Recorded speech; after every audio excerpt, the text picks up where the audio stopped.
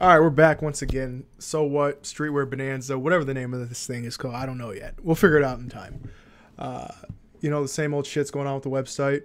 I actually am going to be quitting my job tomorrow, last day, and I'll be able to post on here a little bit. So there'll be news and stuff to talk about. And I low-key started the shop portion. You can go to it, you can order stuff, but there's not a lot on there. And there's some kinks to still be worked out. But it's fully functional. If you spend money, you will get a product. Today we're being joined by Ty from we say defunct Bad Neighbors. It's completely squashed, correct?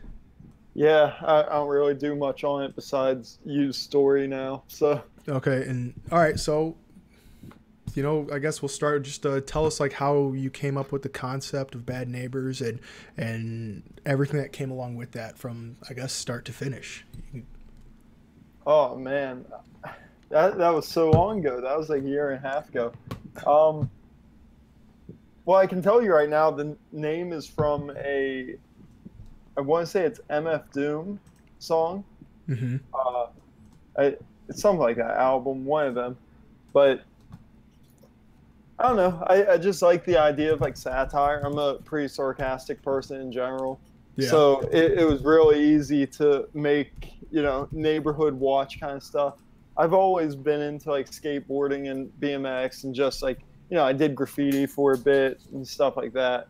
But the idea of like neighborhood watch always cracked me up just, because I'd be out skating or something back in college and I'd get more shit from just, like the vigilantes than actual police officers or like even like building owners. Most people didn't care. It's always the bystanders. And, I just wanted to make kind of like a fake organization where I could make those kind of like satirical jokes, because I'd be out skating or something back in college and I'd get more shit from just, like the vigilantes than actual police officers or like. Did the mic drop? It's I think I fucked up because I opened the YouTube, but you should be good. I can still hear you.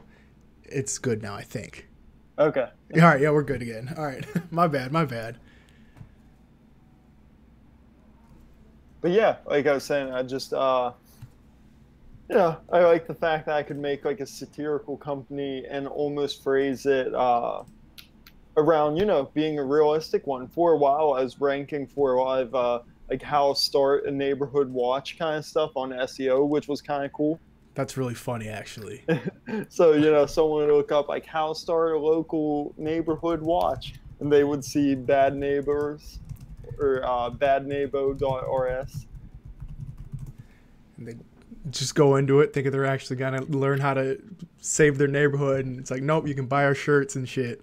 Well, at the time, I was running like, I don't want to call it a zine, but it was just like, a photo gallery of just me and my buddies like riding bikes and just, general 35 millimeter disposable camera kind of shit like that. Yeah. So that was kind of interesting. But yeah, that gave me a ton of like SEO juice, just like giving those file names and those blog posts kind of like, interesting names like that.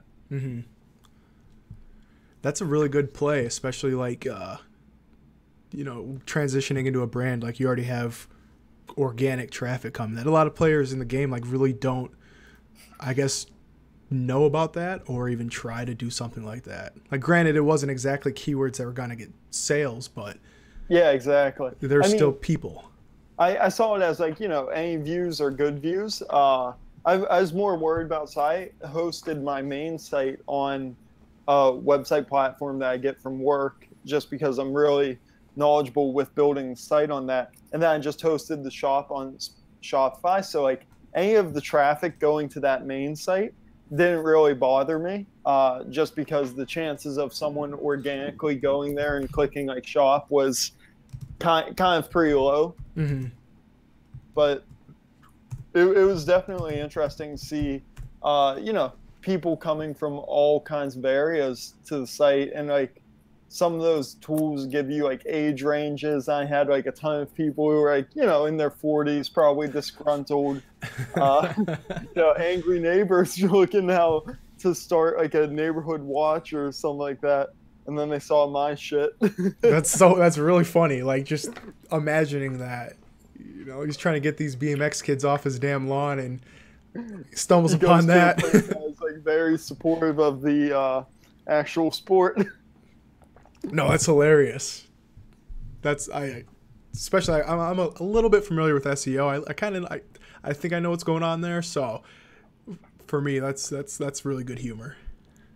Yeah, I would say that was like a really big advantage I had was for reference, I went to college for like graphic design, but then while on internship and eventually working at that same place, I learned, you know, some more closer things to like software development. I learned Python. I learned Ruby on Rails.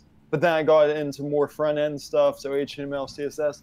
And at my new company, I just kind of like web admin the whole website for my team, which it's pretty cool. It gets, you know, a couple 100,000 views a month. So definitely a step up from Bad Neighbors, but it definitely teaches you a ton about that kind of stuff very quickly.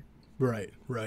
Because, you know, a dip in traffic on Bad Neighbors wasn't like crazy to me because I was storing low stock anyways. But a dip in traffic here is actually affecting, you know, a very large marketing business. Right. That's a huge change in revenue.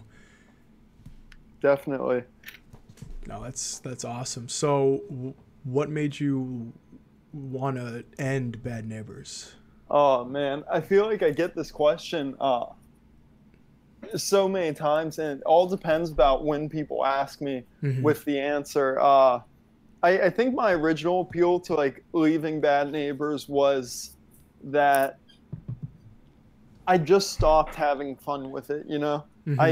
I never intended to like quit my day job with it or anything like that. It was just something for fun where I could get some creative juices flowing outside of work, and you know, if I made a couple bucks here and there, it would all be worth it.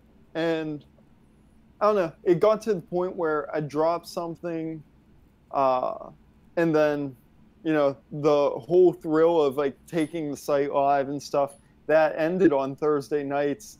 And then the next night was spent packing what could be upwards of, you know, like 90 orders. Or whenever I did those lanyards, there were tons of people who just bought lanyards. I had like self-address and envelope, and, you know, it was just stuff like that. Like I'm super thankful for all the people who like purchased and actually let me keep it going. But some of that stuff is just exhausting. I was doing it, you know, like everyone else who started out. I hate using that excuse because I saw it a ton on Streetwear Startup, was like, if someone fucks something up, they'd always be like, I'm a one-man shop. But like, so is literally everyone else there. If they can do it without fucking something up, then you should be able to also. But yeah, I mean, I invested in a little bit more in the startup too. So like, it took me a little while to actually turn a profit, because I bought, you know, like the printer to print labels. I bought shelving and just stuff like that that would make the job easier. I bought a scale, things like that. Yeah. So it's just all the unsexy stuff about running a brand really just kind of ruined it for you. Like it started out like in concept, it's so sick because, you know, you're drawing stuff, you're posting on Reddit, getting feedback, and then like you post that one that people fucking love for some reason. Like, you know, you don't know why, but you post it and it gets a ton of upvotes and you get that like dopamine going. Then you deal with like people outside of the people who actually want to buy it, you know, like screen printers and stuff like that. And I had a huge issue with a screen printer from California because I don't know, I always found it hard to like find some place in Boston that did like the exact screen printing I wanted, because I feel like most of the places here just do, you know, like the corporate events kind of t-shirts, so they don't really carry the blanks that I wanted, but I wasn't going to buy a whole lot of gilded like, without the discount and stuff like that. But yeah, you know, it's like you go from that 0 to 100 with dopamine, and then straight back to 0 when it comes time to actually run the business. Yeah. Unless you're into that. Yeah, those tedious manual labor. Put the item in the package, seal the package, go. Exactly. Yeah, I know exactly what you're talking about.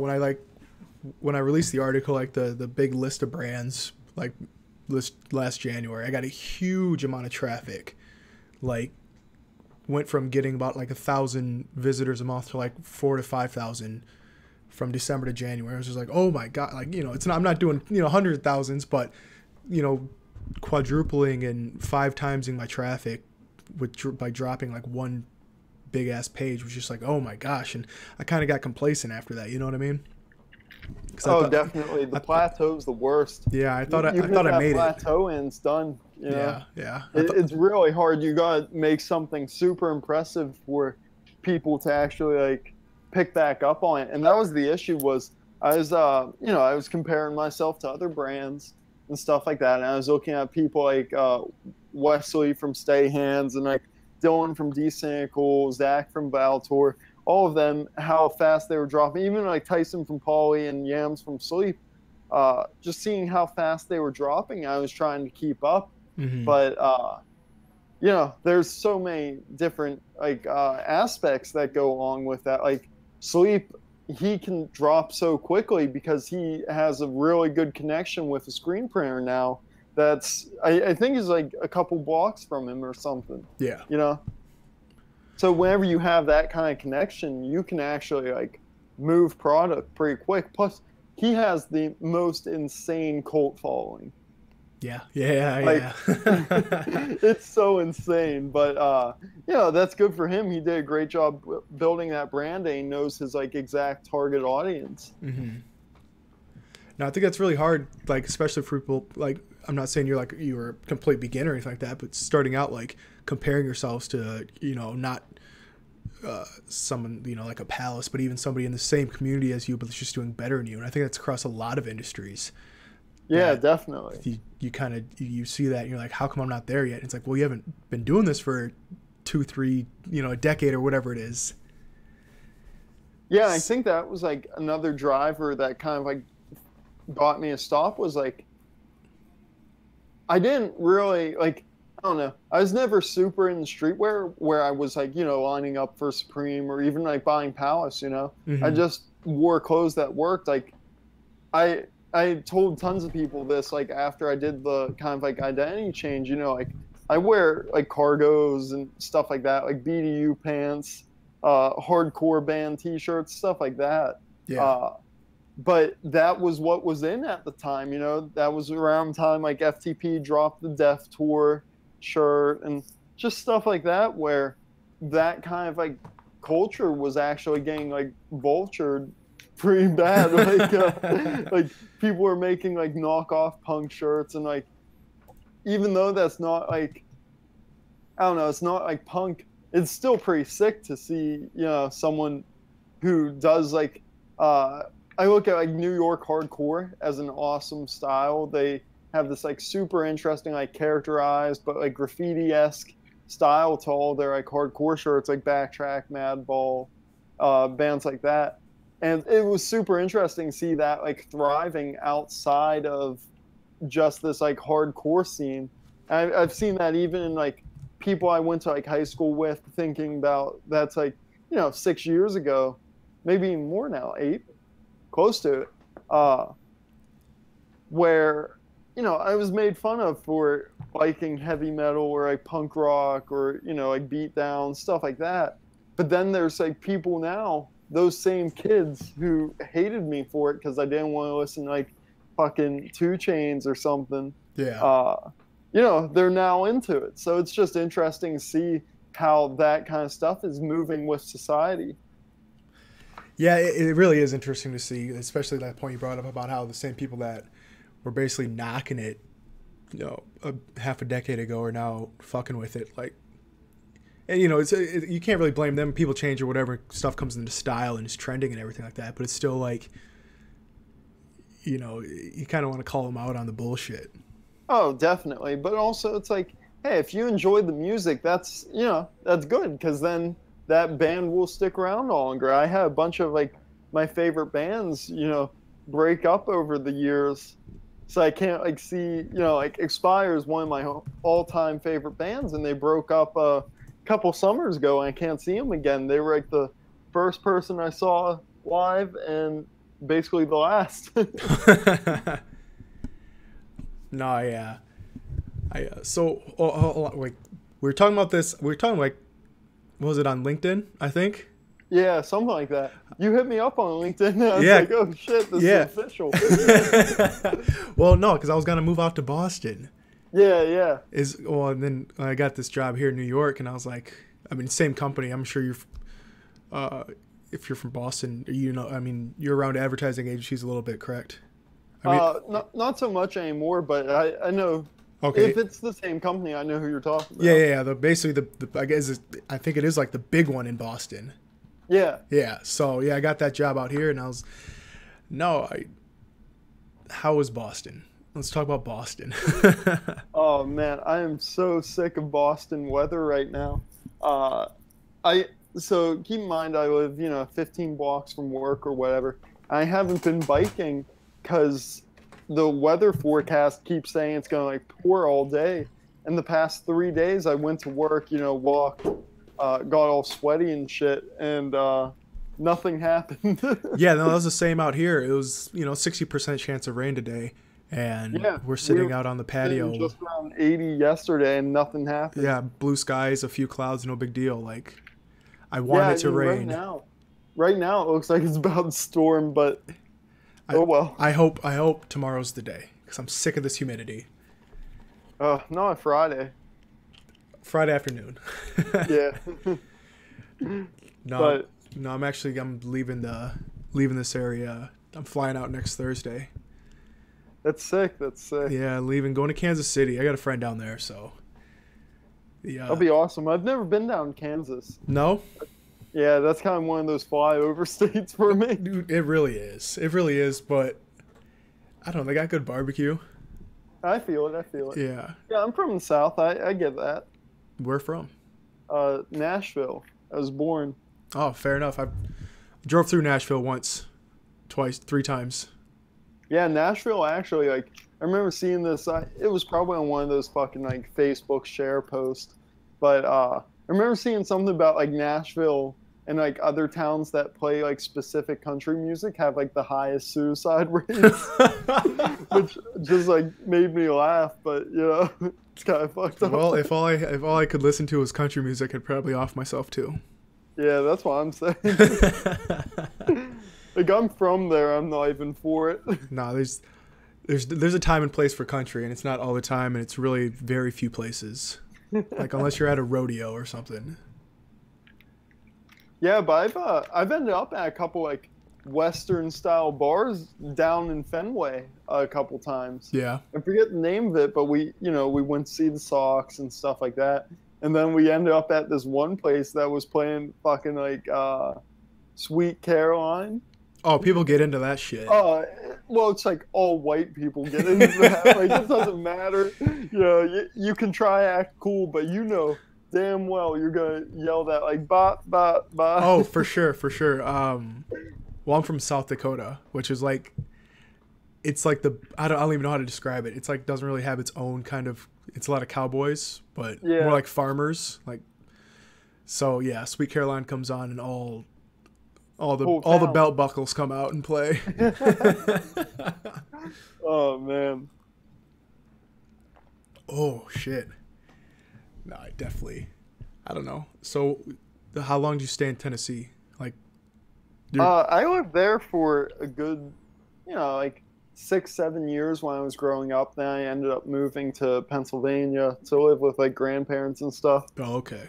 So you weren't like spending your teenage years down there. No. Oh. That was like that early development years, so I could get just the like lisp of that southern accent, and then went to Pittsburgh where like they destroy all accents with their own language. Yeah. So yeah. now I'm like stuck with this like butchered kind of accent.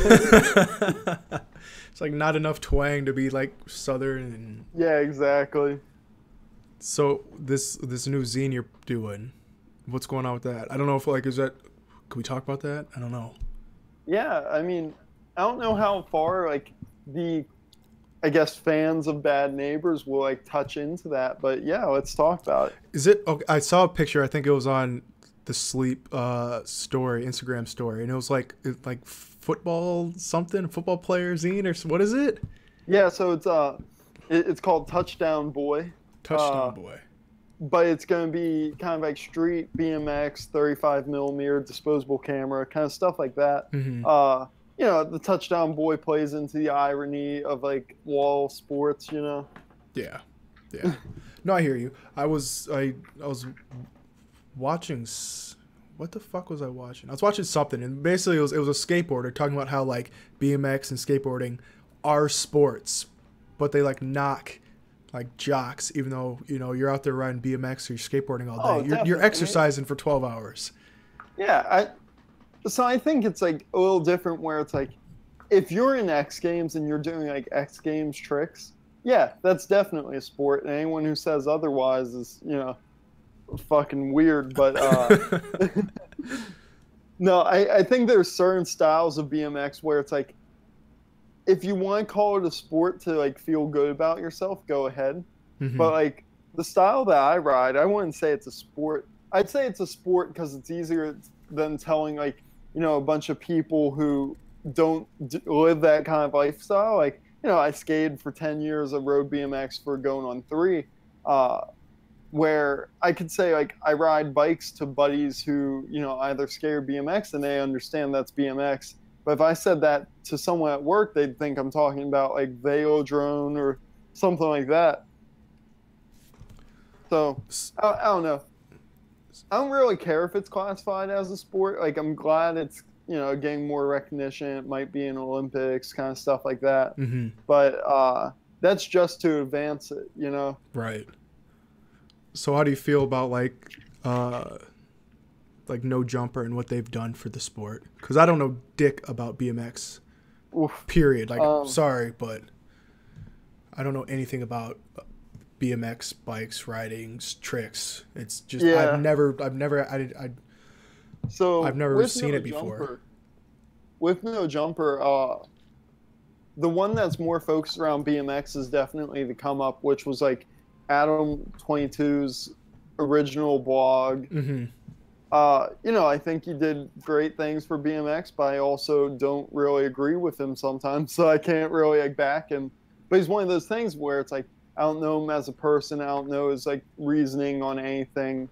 Right. He's just that guy who vlogs, or I don't even think he vlogs too much anymore. He's just mainly doing No Jumper. I heard he got like a record deal or something, or was going to start up a record label. So that's kind of neat. Yeah, I think he's just kind of expanding at this point. I know he just came out with that. Yeah, he's totally scaling up, and that's like good for him in terms of like business and stuff. I think he's one of those people kind of where he grew really quickly and wasn't ready to be under like a spotlight all the time. Mm-hmm. Because I know there's some drama with him in BMX, but like that's neither here nor there for me. Right. So can you give me like a basic rundown as far if I like was hanging out with a group of people that rode BMX, how like what are some things I could say to fit in? You know what I mean? I mean, it all depends. There are definitely certain types. Like there are some people who like ride trails, and then there's others who ride street and others who ride parks. I mean, all right. Everyone kind of has their own flow to it. Right. I ride a lot of park just because, I don't know, I have like no style when it comes to street. But I'm trying to like change that up, get out there more, hop on some cellar doors. Like, are you talking about literal cellar doors? Yeah, literal cellar doors. Okay. Fair enough. But, that's just different styles, different strokes for different folks. I don't touch trails. That shit's scary. Like, I like watching it, like watching Clint Reynolds fucking blast any dirt jump fucking 15 feet over. That's insane. But I just like riding rails and ledges and stuff like that. That's cool. That's really cool. Any chance of going pro? Not a chance. I see. That's the thing is I didn't start BMX in my prime. It's like when I was younger, if I fell, because I skated gaps, so I skated a ton of like stair sets and stuff like that. If I fell, I'd like bounce and get right back up. I was like rubber, Mm-hmm. But like once you hit your 20s, if you don't stretch and if you don't eat right and stuff like that, you fall and it's gonna keep you down for a while. Yeah, you get brittle after a while. Yeah, like I was out of riding for half a month because of a back spasm. Like that's so insane. Yeah. And that was from like just sitting in an office chair. Like my body is not ready to do anything. I'm getting old. I'm not even old. I talk to like people who are like 30, 34 and still ride. Yeah. And I'm just like, yeah, I'm really starting to feel that aging. And they're 10 years older than me. It's like such an insult to have such a shitty body at this age. I guess, got to hit that yoga, in between sessions. I guess something. I bought that foam roller, but like, I don't know. Now, I mean, before we'll go back to Bad Neighbors for a second here. Before we got on live, you talked about some jacking of designs. You want to? I guess this will be like the what do you do in that situation? Are you talking about mine or just like people in general? You can talk about yours or people in general. Whatever you feel comfortable talking about, I guess. I won't name brand, but I made a pretty big scene about it, so people probably know. I don't know. I think it's like if you're out there and you're building a brand off of like jacking designs and just like general copycat, you're not going to last because if that source that you're using to copy changes their style or something, it's not something you're creating organically and you can't actually like keep that production up. So I guess like my advice for if you really want to go that route, you better stockpile a ton of designs just in case, and then be ready to lawyer up if some people don't take that stuff as like lighthearted as people like. I don't know. I've seen cease and desist for the smallest amount of shit, and I worked in like a copyright department, so I've seen that kind of stuff too. It's insane when someone owns a trademark or something. They'll do anything they can to actually protect it, which is good for them. Yeah. Did you ever copyright any of your stuff? I mean, there's like Creative Commons is such a weird thing because it's like just by creating something, it's like it's yours. It's yours, you own it. However, but no, I didn't register the LLC. I registered through for taxes as like a hobby business because I wasn't doing anything full time, and it's just starting to storm. I hope that my mic's not picking that up. No, if it does, it's totally fine because I can hear sirens outside. My mic usually picks up that, so it's like, damn, ASAP Ferg wasn't lying when he said New York doesn't know how to be quiet. Jesus. Honestly. So, like, what would you say some of the skills that you had besides graphic design and SEO that we talked about earlier? What are some of the skills that you had that like from your whatever else you were doing in life translated like through to the creation and the success of Bad Neighbors?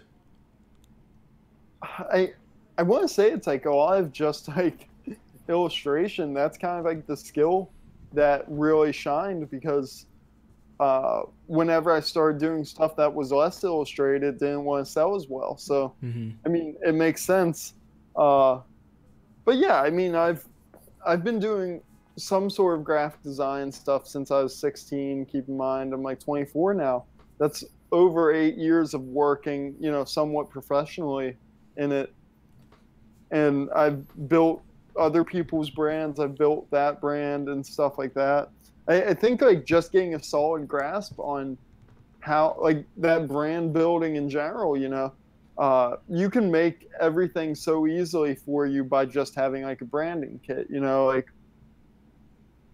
brand colors, brand fonts and stuff like that. And that like handles a whole lot of your kind of like brand identity and brand recognition by just being consistent. Yeah. But yeah, I feel like I wasn't bringing much else. I mean, of course, there's like website design, stuff like that.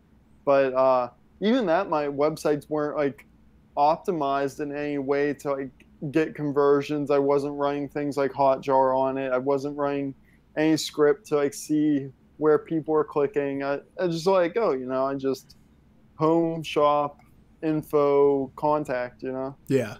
Yeah, that's one thing I need to step up as far as my website goes, because you know, every website I've ever created and sold has all been like due to, I don't know, trying to learn something new. Yeah. So like, I'm at the point now where I gotta like install, you know, like do some tag management and like all the whole e-commerce side of like building websites. I've never done e-commerce before. Yeah, this is my first like time diving into e-commerce myself. It's like overwhelming and fun and exciting at like all at once, and it's just enjoyable. Yeah, and those like all of those e-commerce platforms like Big Cartel, Shopify, all of that, they give you so much more information about like your customers. Like you can see, you know, when they visited, what country they're from, stuff they looked at. Like that's so insane. Analytics just, like, running deep.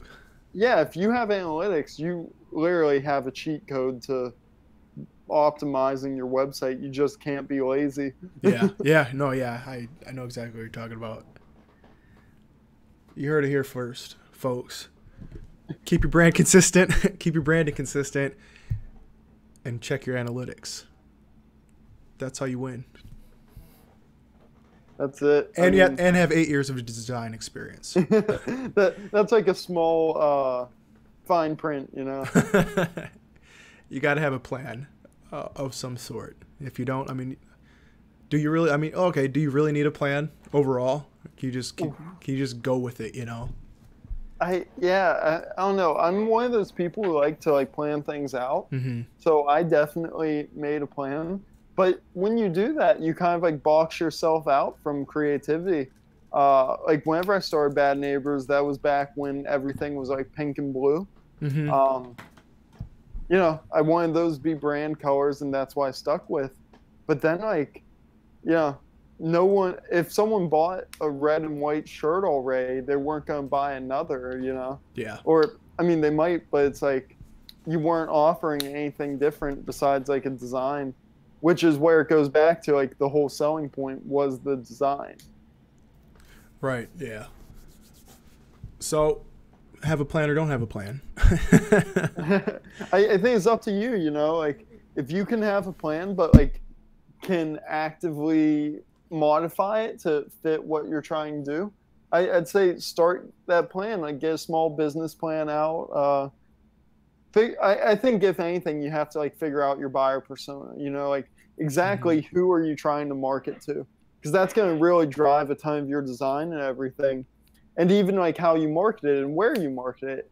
If you're looking for like younger kids or whatever, you're probably not going to be posting on like social media platforms that require someone to be 18, stuff like that. Like you're not dropping the Pornhub lookbook like FTP. what's really crazy about you saying that? I've been wanting to like rip these videos and then like upload them to Pornhub.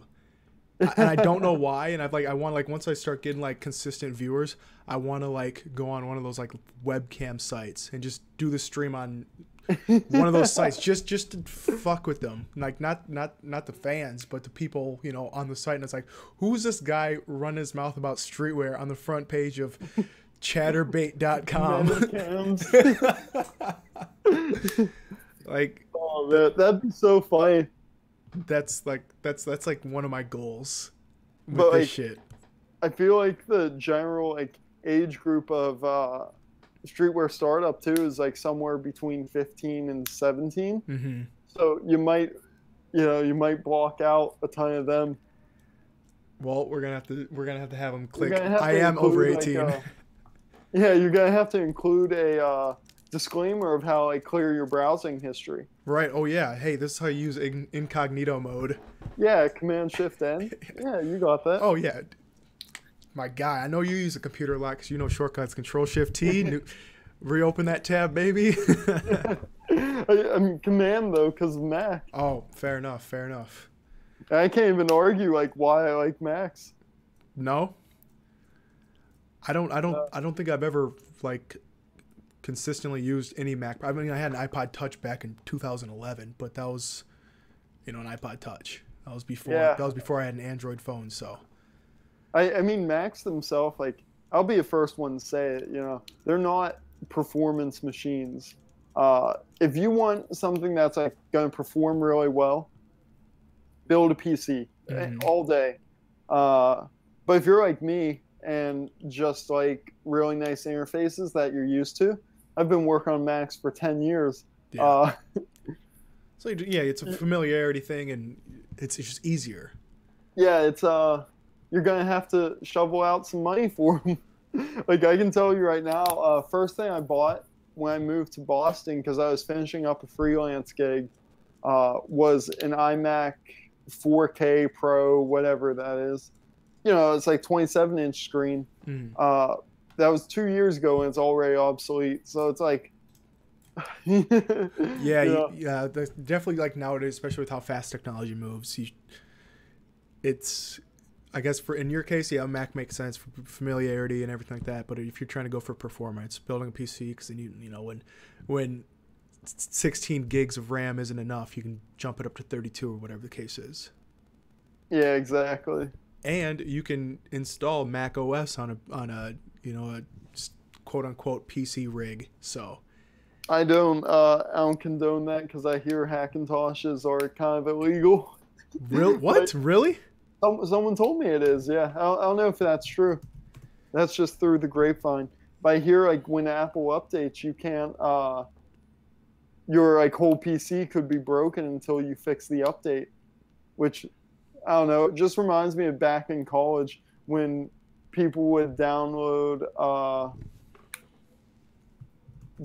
like the Adobe suite, and you'd go through the file system and take out that like ET phone home file so it wouldn't phone home to the cloud. It just reminds me of that shit because like if they updated, you'd have to like remove it or else they'd see you phone home and they'd shut it off. Yeah, well, scumbag Apple, thank you for that. That wasn't Apple though, that was Adobe. Oh, yeah. All right, 30 seconds, or 15 seconds real quick. We got a question. What made you drop the brand? Just really quick recap.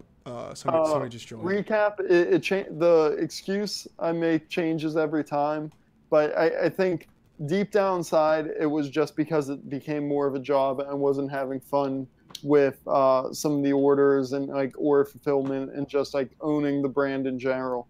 I was still having fun drawing and stuff like that, but whenever it came to actually managing, it was kind of rough.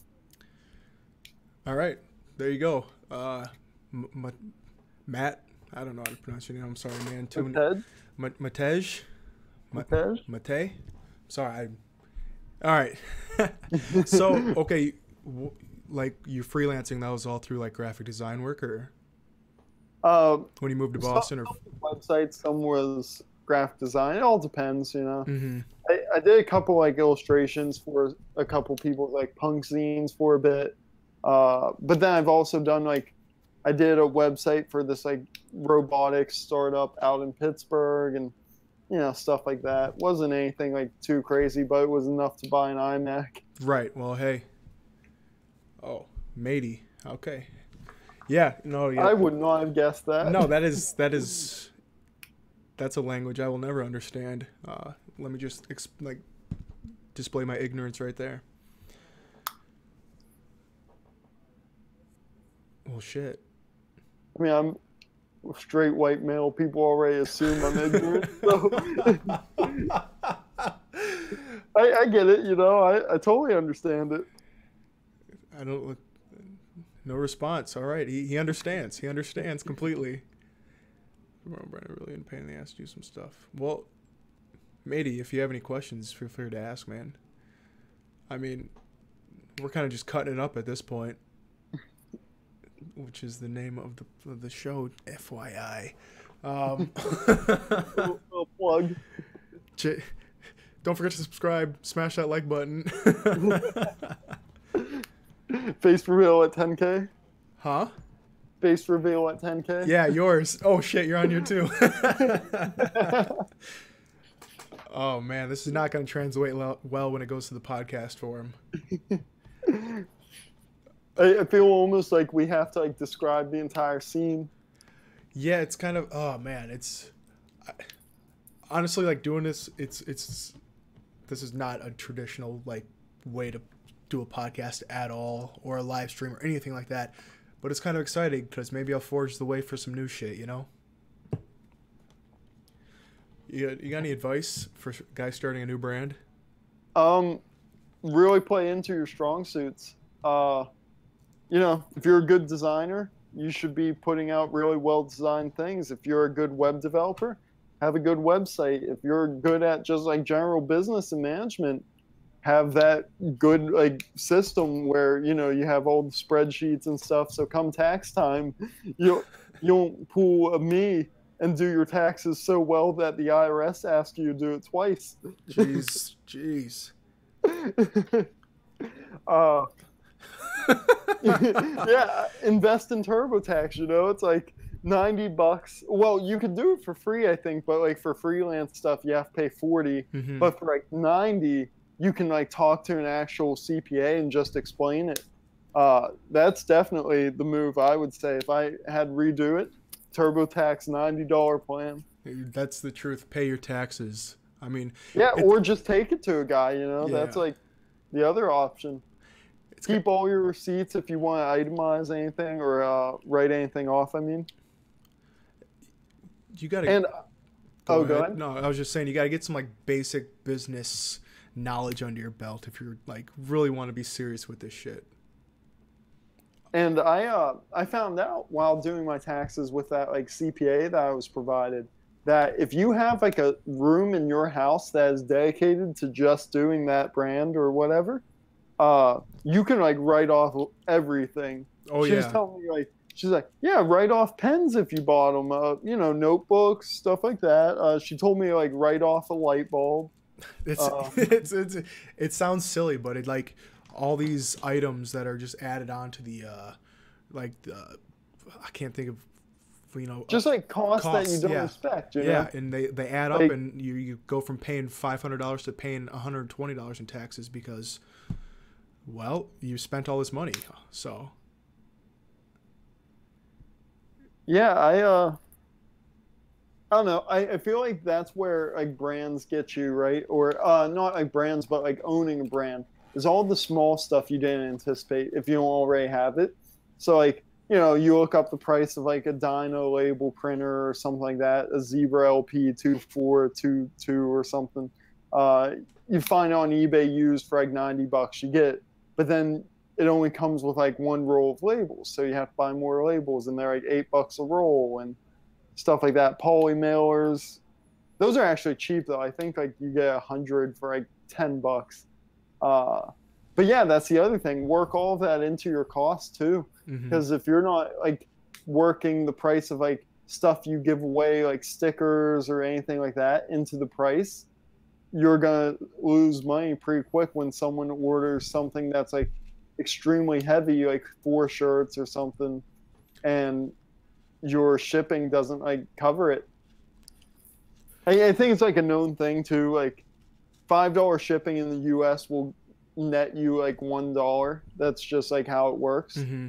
But there's like no money you can net for shipping international, which kind of like, I don't want to say it sucks because it makes me sound greedy, but you know. No, it makes you sound like you're running a business here. Yeah, exactly. I'm running a business. Yeah. So like I've heard of some people being able to net some money from like Canadian Mm-hmm. shipping, Mm-hmm. but like anything past Canada, you're either gonna lose a couple bucks or you'll hit flat. Right. You wouldn't ever, if you started another clothing line, you wouldn't just work the price of shipping into the product itself. So, No, I think that's always like a weird thing. But I've heard that worked with like the, $11 free shipping is more likely to be bought than $10 $1 shipping. yeah. I hear that's like an actual thing. But I think that like makes the margins a little harder because then when you report to taxes to show them like this is how much I spent in shipping materials, Mm-hmm. it's just a little skewed. Right, right. So it'd be beneficial for somebody that is totally skipping the IRS then. I cannot confirm or deny that. Not recommended. That's but the it's other there. thing. It's like just go through the IRS. It's like Yeah. check your local laws. Make sure because I think in Mass, if you don't make more than like 2,000, they don't really even give a shit. Mm-hmm. But check your local laws, find out what that threshold is. But yeah, just go through them. It's easy. Get TurboTax, Yeah. fill it all out. That's what I'm using, TurboTax, just because it's all streamlined and easy to use. Claim it as a hobby business. That way, like, if you decide you want to quit, you're not going to get affected in the next year or something like that. And start paying quarterly taxes so you don't get hit with any crazy fees or fines because you're not paying quarterly taxes. I didn't do that. No? So, no. I think if you register as like an LLC or something. Oh yeah, probably. It's That's probably what it is.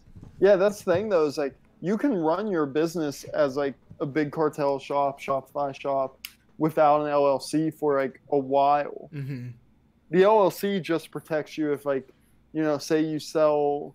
Like I really wanted to do boxers, but like it was hard to find like boxers that didn't have like latex threading or some type of latex Oh sure, allergies and all that shit. yeah, like because then if someone gets like an allergic reaction, they just come right back at you, and if you don't have an LLC, you're losing everything. Mm-hmm.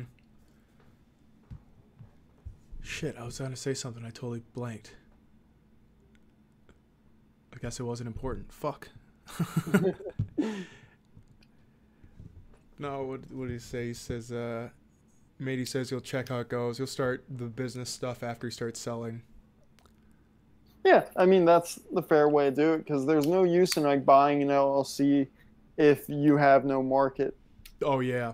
Otherwise, you just paid $200 to LegalZoom to basically say you own something that you like own through Creative Commons anyways. Mm-hmm. I would say when I formed my I did my LLC back in like 2014 because I was doing all kinds of other shit, selling like ebooks and stuff like that, and yeah. But like it was solely created to separate my, W-2 money from whatever that money was, so I know like what money was taxed in certain ways. You know what I mean? Yeah, exactly. So if you once you start making money, then get the you can do. I think you might be able to get it with just doing a DBA, doing business as. But don't. I'm not a legal technician or anything like that. What is that? I am not a lawyer. Yeah, all that. But honestly, I don't think you need to use LegalZoom. It's super simple to. It's like 2 sheets of paper whenever you're like, if you want to form an LLC or whatever, it's like 2 sheets of paper, you fill it out, mail it in with like a $50 check, and 3 weeks later you get a certificate in the mail saying, hey, you're a business. At least when I formed it, and I was in South Dakota, it depends on the state. California's like $750. Well, that's just like very state specific. Yeah. But I don't know what international businesses will have to go through. Yeah, matey, you're on they your own. Probably have like province or regional kind of stuff, but yeah, I would hit up some type of question site. Yeah, I think Google has all the answers to questions you got, my man.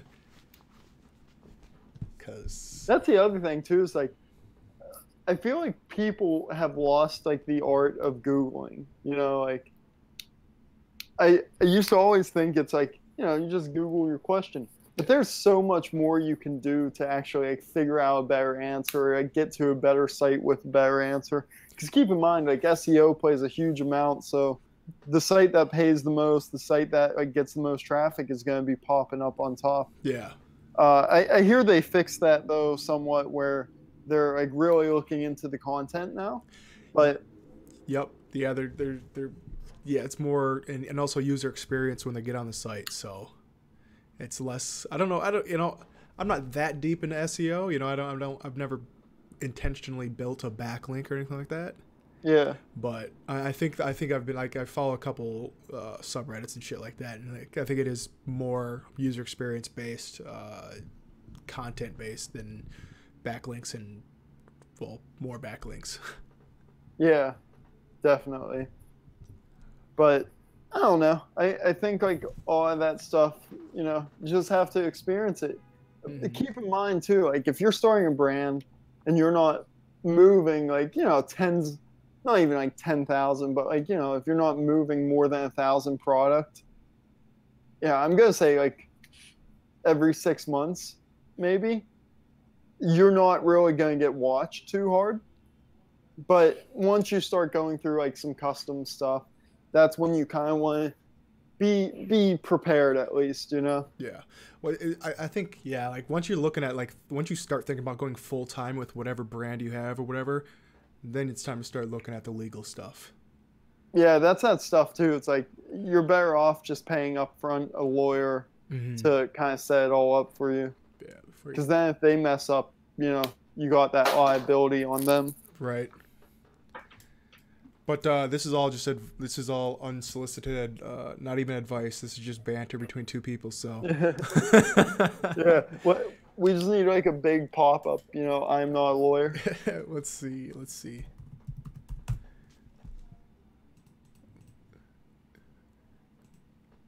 There we go. We got a little image up. I am not a lawyer. Okay. Boom. This is an uninformed opinion. That's it. Like I think we're legally covered now, so we don't have to worry about anything coming back on us. That's how that works. Okay. But don't take my word for it because I'm not a lawyer. Yeah. Oh shit. Oh man. But yeah, I feel like we got off on a tangent.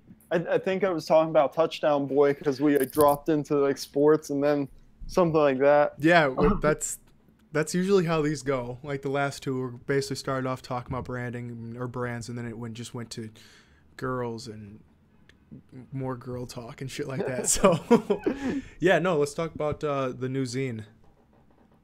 Yeah, I don't know how to describe it. Like, if you like very low budget, similar to not even, I don't want to like compare it to Thrasher because that's like so insane. You know, just like DIY, very low budget kind of stuff like that. I want to see some pictures of like me and my friends biking around Boston on people's property.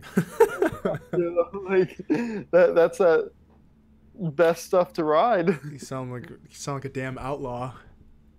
Not even. So are you gonna have a website, or is it just gonna be on Instagram, or what's YouTube videos? What's going on as far as that goes? I actually somehow bought touchdownboy.com. I thought for sure that would be taken. But yeah, I own it. I just have to like build it out now. Cool. Yeah, eventually there will be some type of t-shirt or like stickers or something.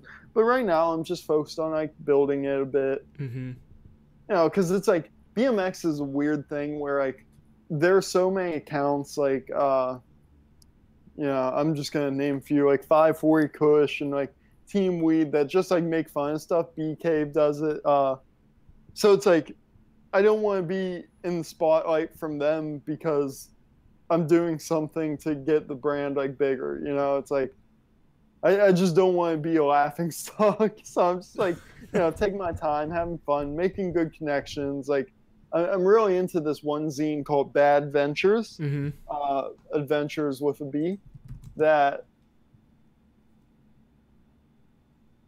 Oh, sorry, I started reading Matey's comment.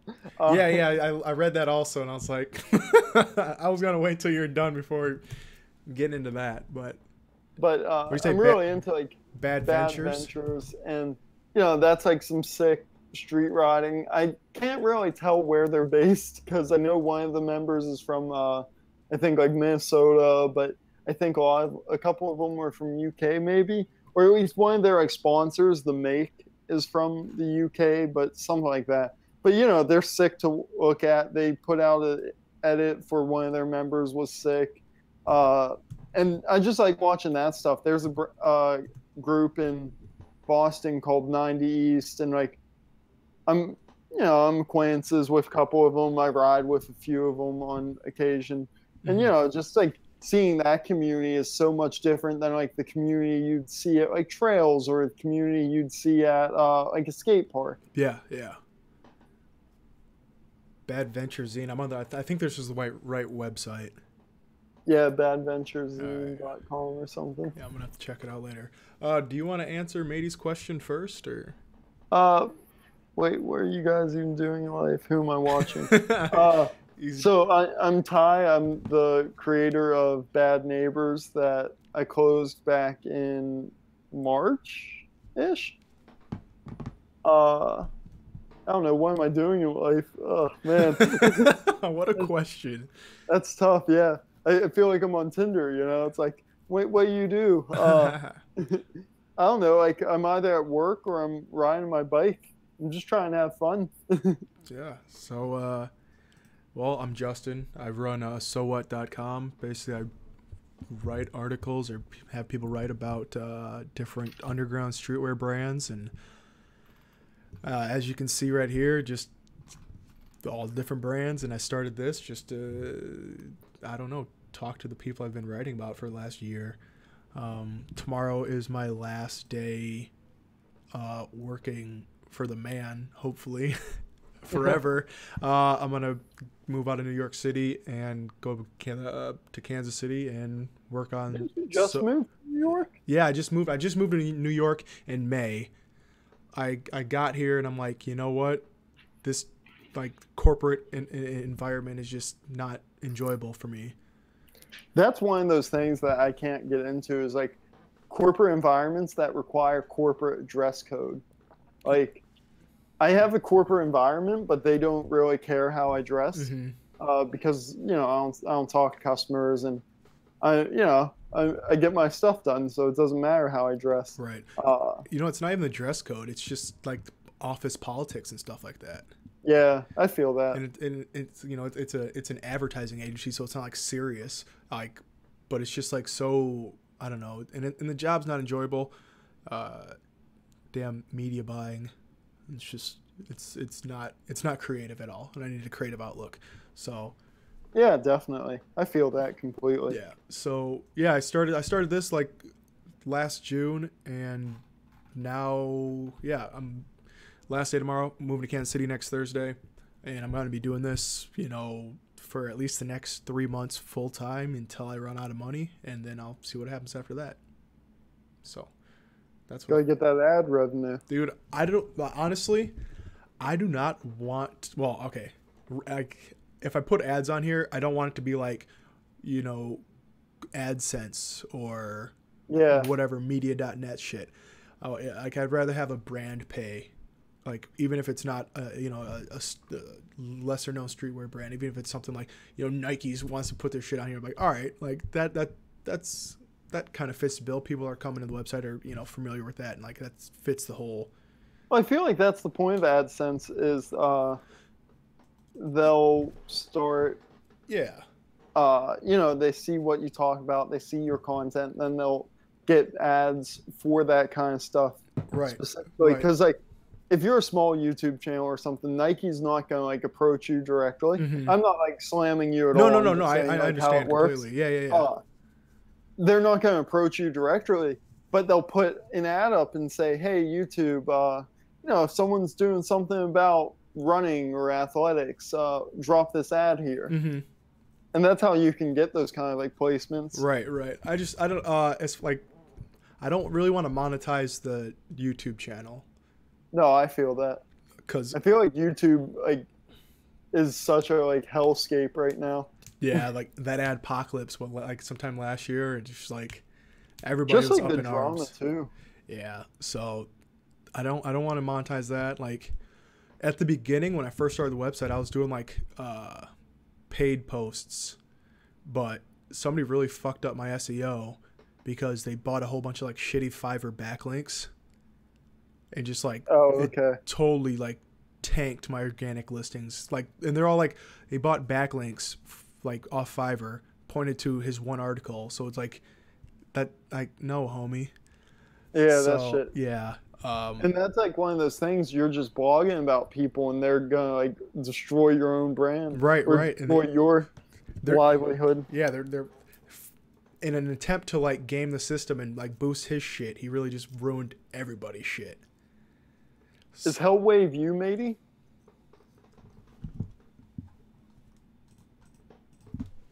Sorry, I looked up Yeah, I saw Instagram mid conversation. But Hellwave.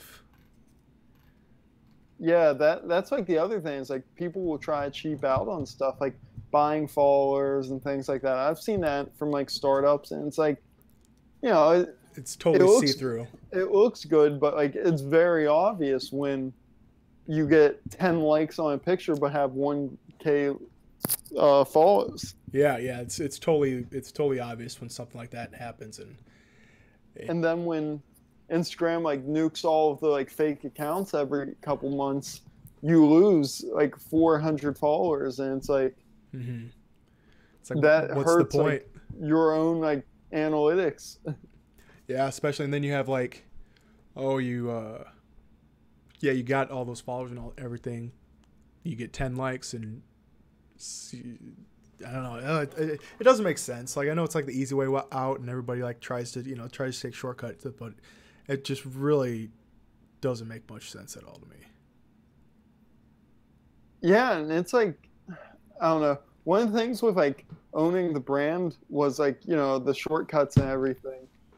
But even when you don't try to take shortcuts, it's like rough too because everyone's trying to like screw everyone over. Yeah, it's and I think honestly, what like a bunch of like, oh shit, sorry, this is we got Ty from Bad Neighbors, the now defunct Bad Neighbors on here today, just cutting it up. He had I'd say it was pretty successful as far as like SWS goes, like, right? I don't know. It's kind of interesting because I'm still like gaining followers on it, but After like you're not even like making new stuff or posting it all, are you? yeah, no, a couple stories here and there, but I don't know. I'm sitting at a solid like 1,200. I think I lost like 30 since I quit. Yeah, I'm trying to get mine back up to like, well, I think it's like all-time high right now, like 570 on Instagram, but I'm just trying to get back to the consistent likes and engagement and comments and everything like that. I'm trying to do the same with Touchdown Boy, but like no hashtags. You know, like Really? I just want to do it like fully organic. I'm gonna do it by, you know, like going through Explore and liking pictures that I like. You know, like Yeah. because then it's gonna actually like, curate a good Explore page for me. I'm not gonna see because one of the things on my like personal is I like a ton of BMX stuff, but I keep getting stuff for like watching like vert ramp competitions and stuff like that, and I just don't like care about that. Yeah. So I'm gonna try like really format my Explore on that and hopefully build that mostly organic. But that's the thing too, is I'd rather have a small amount of followers but always sell, you know? Yeah, exactly. I totally agree. Because for me it wasn't about like expanding to the point where I could like do it full time, and it still isn't, you know. I just want to have fun. I am definitely trying to do this full time. I don't know what it is, but like sitting at like I can sit at the, like I think I've said this like 3 times, not in this like chat, but in previous ones. It's just like I can sit at this desk all day long, you know. But Yeah, because don't have to. I choose to, but like having to sit somewhere just such, oh man, it just irritates me. And That was one of those things for me was I can never work from home. Like it's a big perk with where I work now. Everyone wants to work from home and stuff like that. But I don't know. I've like associated my desk at this point with like sitting like a fucking ampersand and like eating Cheetos. So I don't associate work to that anymore. Fair enough. Fair enough. I think what's really gonna help me with like working this shit a lot is when I move, because it'll be a whole different environment. You know, someplace that's totally new, so I can sit here and say, "This is my work desk. I will work." Yeah, here. that was one of those things. Like I used to be, I still am. Like the whole what is it, like self-help, or no, what is that? Like the self-wellness approach to everything, where people take like wellness days off of work and stuff like that. I don't know. I'm still kind of like this, where I'm kind of like cynical to it. But one of the things that like I learned was your body will like naturally associate things to like things. So if you like watch TV in bed, you don't associate it to sleep anymore. Yeah. And I'm like a horrible sleeper. I'll stay up till like 4 or 5 a.m., go bed, wake up for work at 7. You know, it's like, oof. Yeah, and I've been doing that for years. So that's I used to be able to do that. I don't know if I can do that anymore. But yeah, it's like, I don't know. I've watched so much reruns of like Seinfeld from my bed that I just don't associate it to sleep anymore.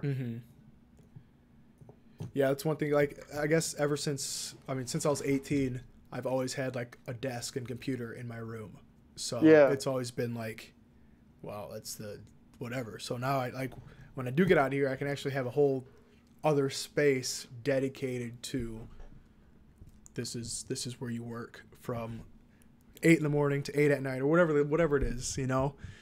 So hopefully I can be productive at like here, but it's, you know, there's always distractions and shit, like, oh yeah, what's going on YouTube, like what's going on in Reddit? Reddit?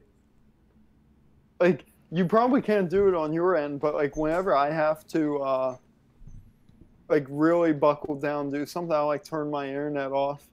Oh, that's a hell no for me. Yeah, it's like I'll just, you know, switch the router and start drawing or whatever, because that stuff like is so distracting. I have all the music I want to listen to on like my phone or whatever, so I don't need internet.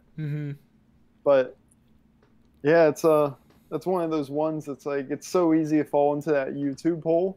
Like I just moved recently, so now I have a yard, which is like unheard of to have up in like Boston. Yeah. But I was reading up on like how I could like trim out some of this yard, because it was like 4-inch tall weeds and shit. And I watched a video on how like scythe a field, you know, like old school scythe, for 2 hours. I was just like sucked into it. I don't know why. But it's, you know, that's exactly what happens. It's weird watching those kind of videos where it's like tutorials about something like completely foreign, completely new, and you just you get sucked in. It's almost like therapeutic. Like you're exactly. like watching or like mesmerized, hypnotic and shit. And I'll do this at work a lot. For any people like do development or like web design, there's a website called Stack Overflow where you can like ask or answer questions about code. And you know, I'll go there to ask a question, or I'll go on like my lunch break or something to like answer something. And then like the way their like website works is they have how I want to say it, like it's called the Stack Exchange. So there's tons of those websites for different things. Like they have one for like personal relationships, they have one for workplace stuff, and you know, and they show you the like top questions on the sidebar, even though you're on like the code one.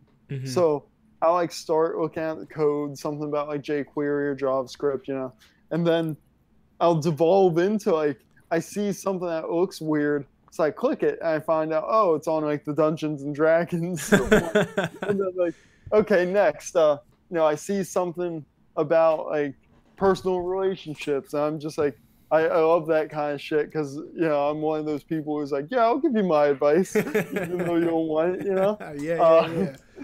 So I'll go read that, and then like I see something like, oh, my boss doesn't doesn't actively tell me my work is good or something like that, and I'll go there and read the workplace one, and you just go in that hole, and then you like find out you were reading like nothing, literally nothing. Yeah. Those are problems in someone else's world that does not pertain to you at all. Mm-hmm.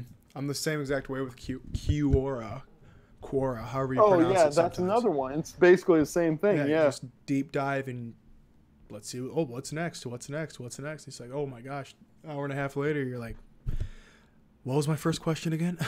Yeah, exactly. It's so insane, but like it works, and I'm like the ideal person on that site getting sucked into it. Mm-hmm. Yeah, they're like designed. That's like expert design of, we're gonna get these people on here. Their time per session is probably like 8 minutes on average. Just ridiculous. Oh, definitely. Even like for Stack Overflow, you ask a question and then you like sit there. You don't even leave the page. No. Oh. Yeah, and like you were saying about Stack Overflow, how like suddenly you go from asking a question about coding to D&D to relationship advice. And it's just like there's so many different subsections of like the original just Stack Overflow part. It's just like you can answer any question on there nowadays. There's like a topic for anything. Yeah, honestly. And that's another thing is like everyone always wants to say something like, oh, I didn't go to school for that, or something like that. Like many of the like tech companies now aren't even looking at like degrees, Mm-hmm. They just want to know you can do it, or that you're like a self-starter and like willing to learn it. And I think that's like one of those things, like you can learn everything online. Yeah. Oh, absolutely. I've yet to be like proven wrong, Granted, some things are probably easier in person, and it all depends about like your your entire learning ability through like video or through text. But like I've learned so much online. I learned how like do a motor swap. Mm-hmm. And that's like insane to me. Just YouTube videos and knowing what to search for or something. Yeah, exactly. Yeah, like there's like you just said, especially nowadays, there's only like maybe 2 or 3 professions that should probably go to school. Like a doctor. I mean, yeah, you can learn how to do a heart transplant online, but I don't think there's like a WikiHow for it though. Like that'd be insane. You ever see some of those pictures? Oh, there's so much going on. Not for me. I'm not gonna be the guy that changes your heart out because I watched a YouTube video. I bet that's been done. Someone's like, yeah, I'll check a video real quick. Pull up WebMD. Wasn't there that guy who like reattached his arm from like a video on How So? What? I feel like I saw that he was like stranded on a mountain or something and got his arm caught. Oh, he cut it off? Yeah, he cut it off, but then he like reattached it by pulling up a video of How So or something. That's disgusting. That's why I stay inside. Honestly, that's so crazy. No, and at Sharpie, no, straight Mopar, 440, baby.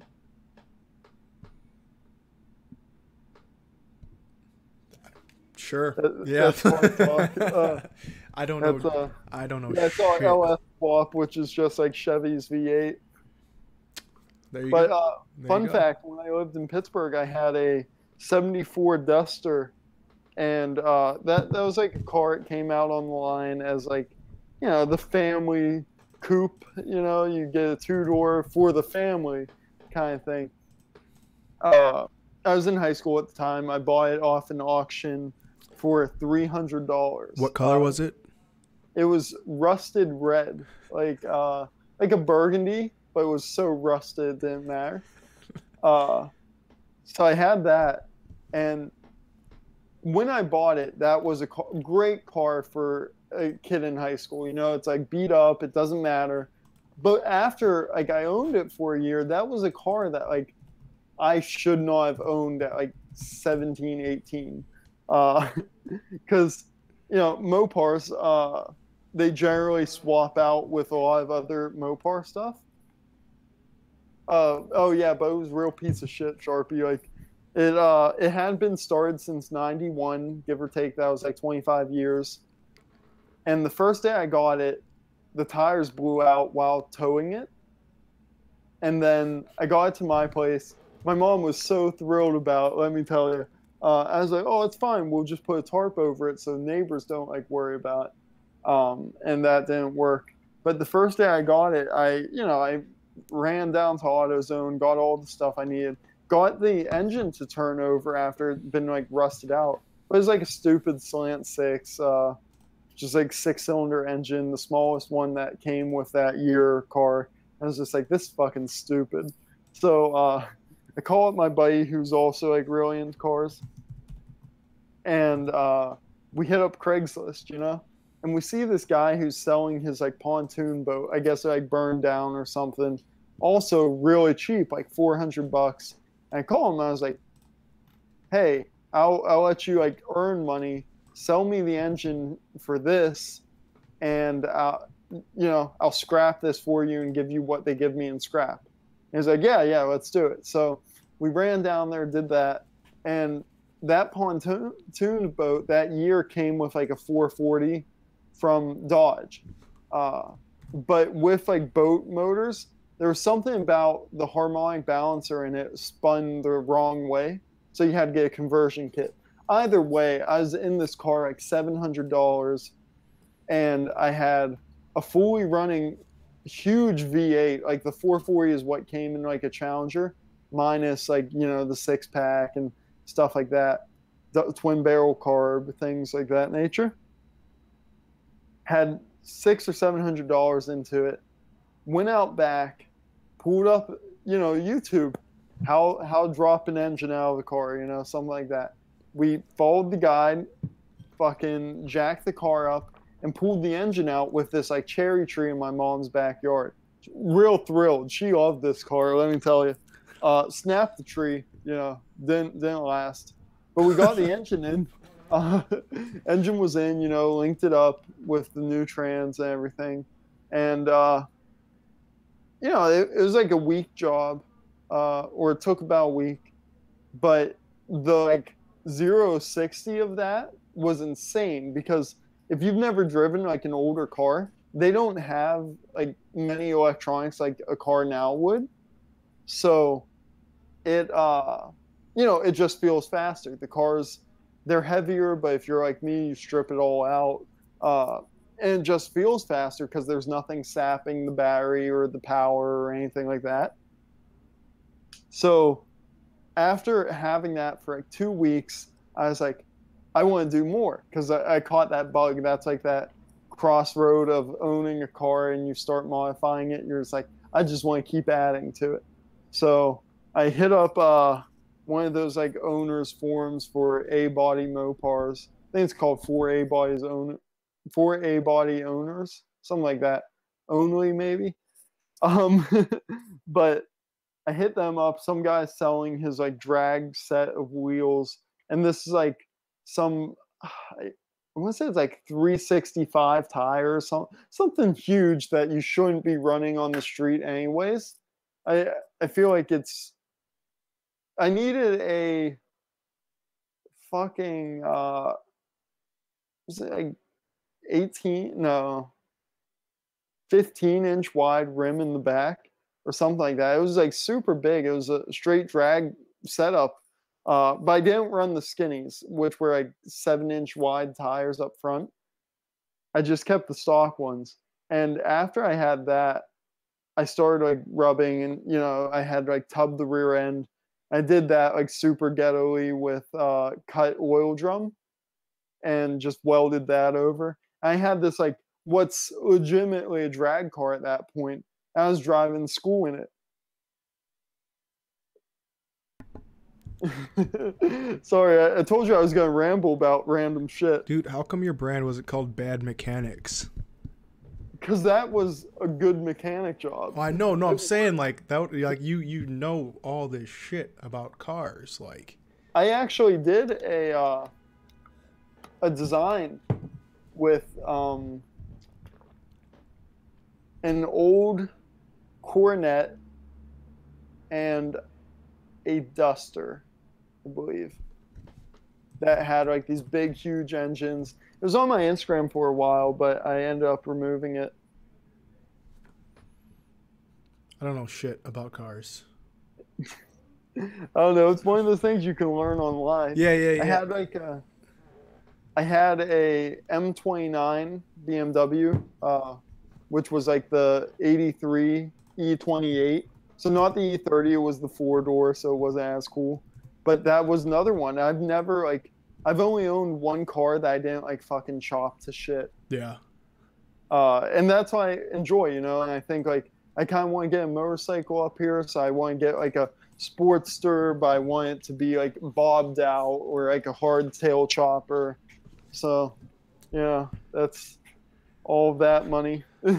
I used to drive a 4-door sedan. That's the way to do it. Honestly, cars are one of those things. It's a disease. They cost so much, and then if you start modifying stuff, like I remember taking the Duster to a couple track days, and if you're like me, building that whole thing out of like spare parts, you're not gonna have a fun time. Mm-hmm.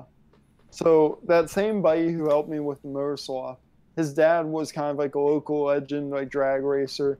He had he did really well in those like wheelie competitions they have. Mm-hmm. He had a Gremlin with a 440 swap because since it was AMC, it had the correct K member to bolt up to a 440. It was fucking insane. But that was, you know, so he taught me like, you know, how to like drag race basically. And I remember taking it to drag race, and the whole goal of like drag racing is to keep your tires down. Of course, people want to do wheelies and shit, and I was one of those people. You know, you pop a wheel stand, and when that shit lands, if you don't have primo parts under there, there's some stuff breaking, snapping. It's expensive. Yeah. I think one wheelie cost me like $400 in suspension in the front. It was insane. I mean, it makes sense though, right? Like, oh, definitely. Cars aren't supposed to like pop up and slam down. You know, right? That's not what they're built to do. They should be, but unfortunately, they're not. Nah. I have like, my sister has Santa Fe. I got that like stuck in a creek, but that suspension lasts. So I don't know. Maybe they are built. Maybe it's like all the cars you just least expect. Like the cars, yeah, exactly. The cars that you want to do a wheelie in are not built for it. Yeah, exactly. Something like that. You can probably rip a Ford Focus, you know, it'd last forever. I'm just kidding. I don't know what the fuck I'm talking about. Focus has that RS, don't they? They have like a legitimate rally car. Let's find out. Apparently they got the hatchback going on. Like I said, I don't know shit about... Is that the new Demon you're talking about, Sharpie? Wait, are they making new Demon? I know there's the Hellcat. There's a new Dodge Dart. I don't know. I don't really keep track of cars anymore, like past 2000.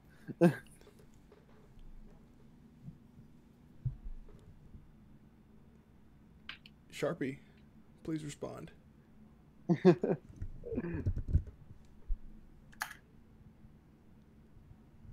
I don't know. He says yeah. Yeah.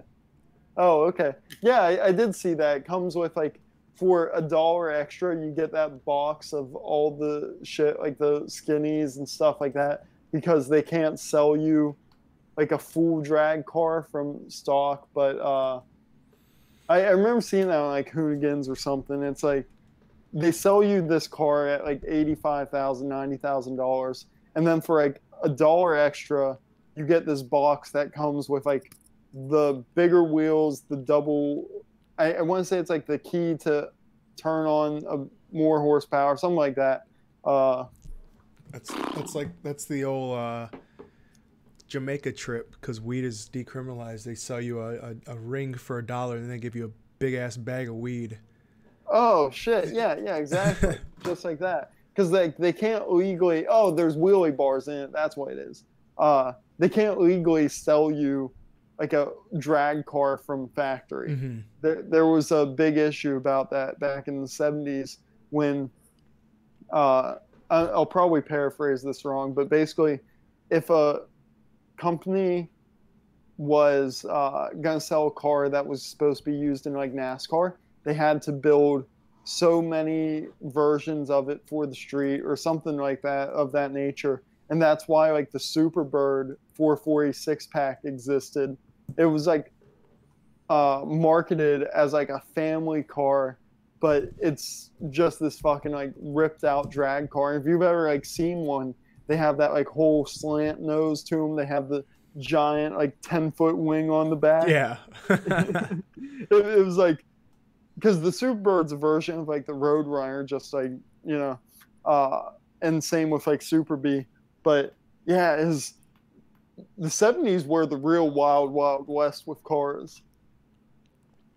What are your thoughts on the Buick GNX? Let me look that shit up. Right. I wasn't a Buick fan. Buick GNX. I don't know much about. I can't. Oh. Yeah. I've never heard it called a GNX. Oh, what? Well, shit. What are they called? Grand National. Oh yeah, I guess that makes sense. GN, Grand National, GNX, Grand National Experimental. Yeah, no, Grand Nationals are sick. All right, that's one of the few like really cool cars that I know I wouldn't fit in because I'm 6'4", but I've always wanted to just like be near, just to hear it rip down the street. I feel that. Hit up car shows. Sure, someone has it.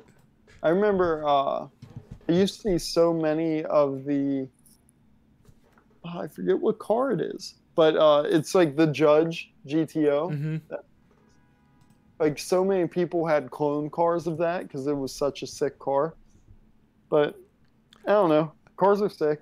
Bikes are sick. You know, just try and have fun. Going fast is cool. Yeah, I never got a speeding ticket. Same.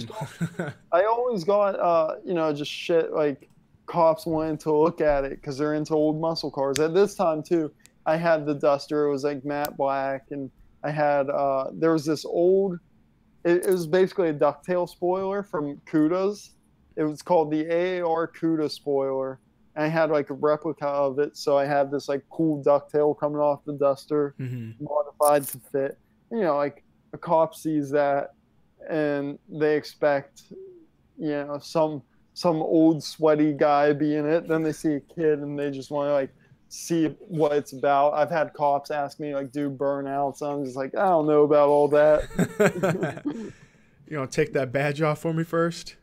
Yeah, exactly. Or you know, like catch me on my own private property and I'll do it. Right. But high school was such a weird time for me because it's like I didn't fit in because I liked like punk and stuff, and we touched on that earlier. Mm-hmm. But then like I went to this area in high school where I went to like a really kind of like slummy kind of school. It was down in towards like the low income housing areas, and you know, like public school. Yeah. But then like down the street was this really rich kids school. So, you know, the local place was either like Sheetz gas station or like Sonic. Mm-hmm. And, you know, we'd all get there and people would want to run each other's cars. And, like, all the people from, like, my school actually owned their cars. And all the people from the other were driving, like, you know, their parents' C-Series or whatever, yeah. 4MATIC.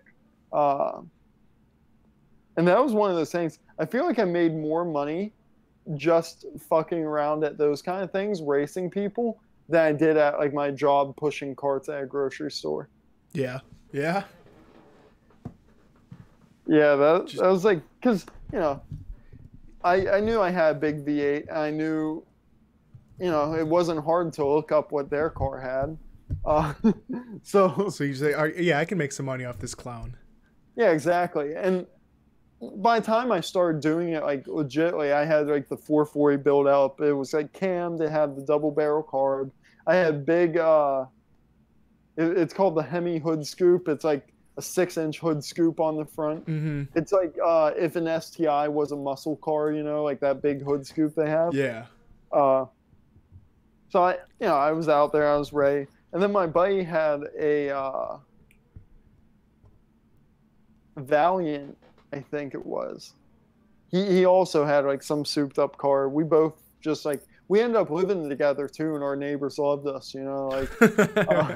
But he had the air grabber hood, which was like this experimental hood Mopar put out that like with a push of a button it would pop up, so you could get more air to your engine, which was, you know, it was pretty sick. I kind of wish I had it, but I just loved the look of this like big fat hood scoop. It was like such a muscle car thing for me, so I never got it. Yeah. But he used to, because he put Dynamat or something like that all on his like engine bay, so you couldn't like hear the engine till the hood scoop popped. Oh, sure. Oh.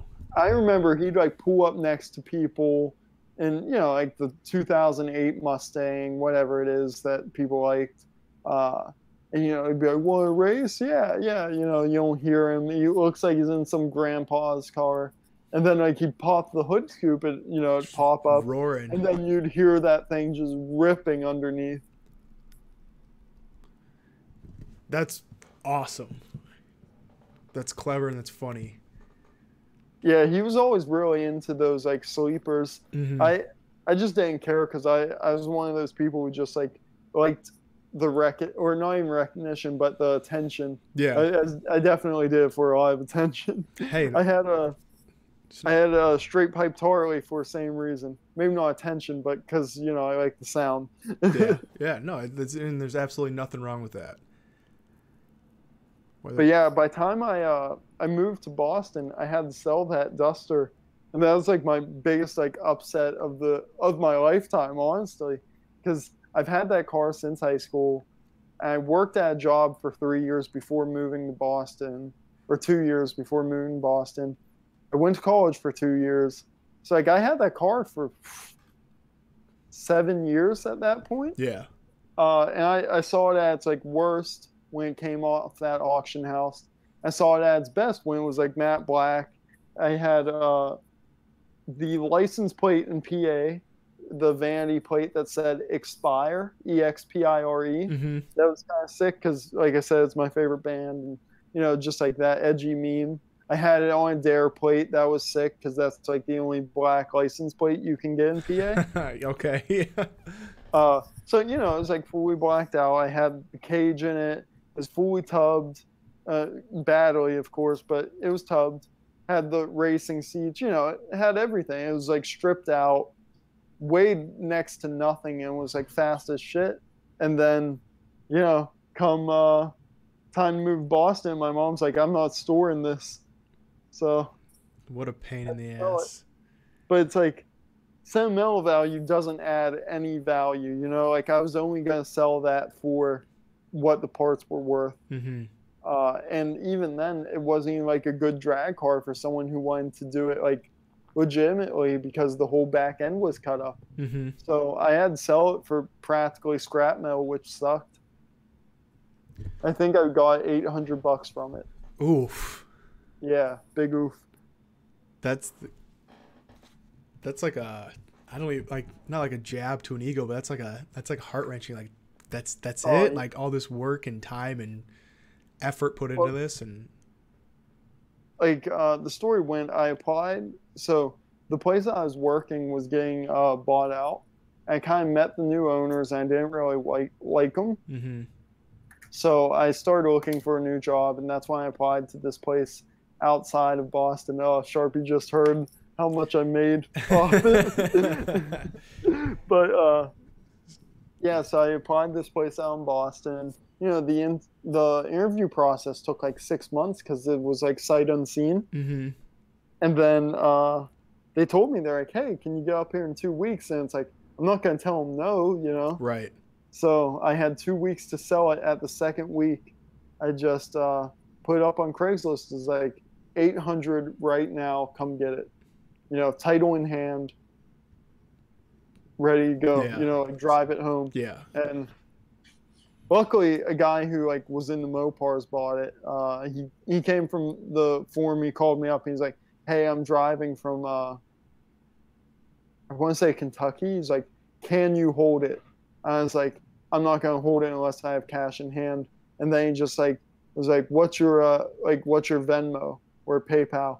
And I was like, "Oh, it's this." And he sent me 800. And I was like, "Guess I gotta hold it." Yeah, yeah, absolutely. Like, fuck, it's still, So that's, you got to be like, feel bittersweet about that. I I hope he kept it in the same body, but like I'd totally understand if he wanted to put this engine, which had like no miles because it was a boat engine. Mm-hmm. It's like 440 that was like fresh. Uh, you know, maybe put it in a different car, but you know, it's whatever. Yeah. I'll get back to it one day. Whew. Babies and memories. That's it. Yeah. Fuck, man, this like this, Yeah, we've been cruising. dude. I wish I had some like all right. In the last two, like had music playing, and usually like telling a story like that, like for some reason the music would just turn to like sad, like instrumental piano shit. That would have been like perfect timing. The like smallest violin. Yeah, you just right, Sharpie. This turned into a car stream. I wish I knew about cars so I can actually contribute to this conversation. Yeah, we can switch it back. Doesn't matter. No, dude, I really like this is basically how it's been going, just kind of talking about whatever comes up. But if you don't mind, Sharpie, can you take over for me? I have to really go to the bathroom.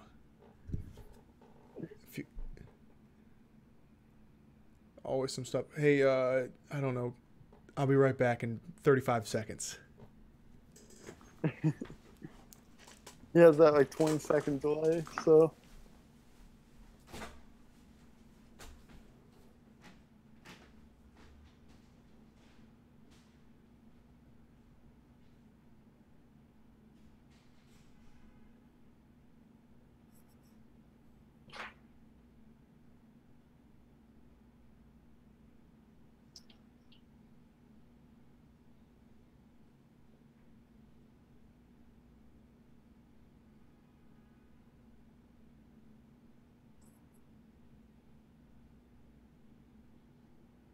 my name's Ty Sharpie.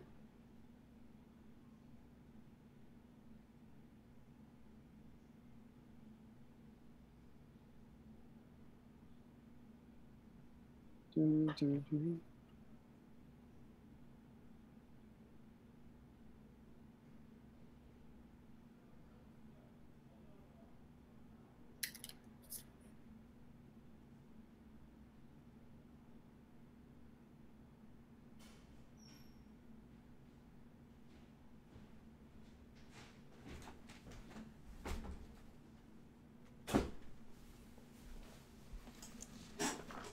Uh, Currently I'm working on like a street kind of like BMX magazine, but no brand currently. Just in the early stages. No, he had a great brand and he decided to sell it. I didn't even sell it. I just quit it. Oh man, what are you doing with all that intellectual property? What was that? What are you doing with all the designs and everything? You just throw it in a portfolio, or? Yeah, I'll probably actually add that to my portfolio eventually. Mm-hmm. I'd never like put it on LinkedIn or anything, Right. but Oof. so hot in my room right now. Yeah, Oof. I to get actually like decent quality like recordings going on over here, I have to turn off the window unit. It just starts getting a little Yeah, exactly. get a little musty in here after a little bit.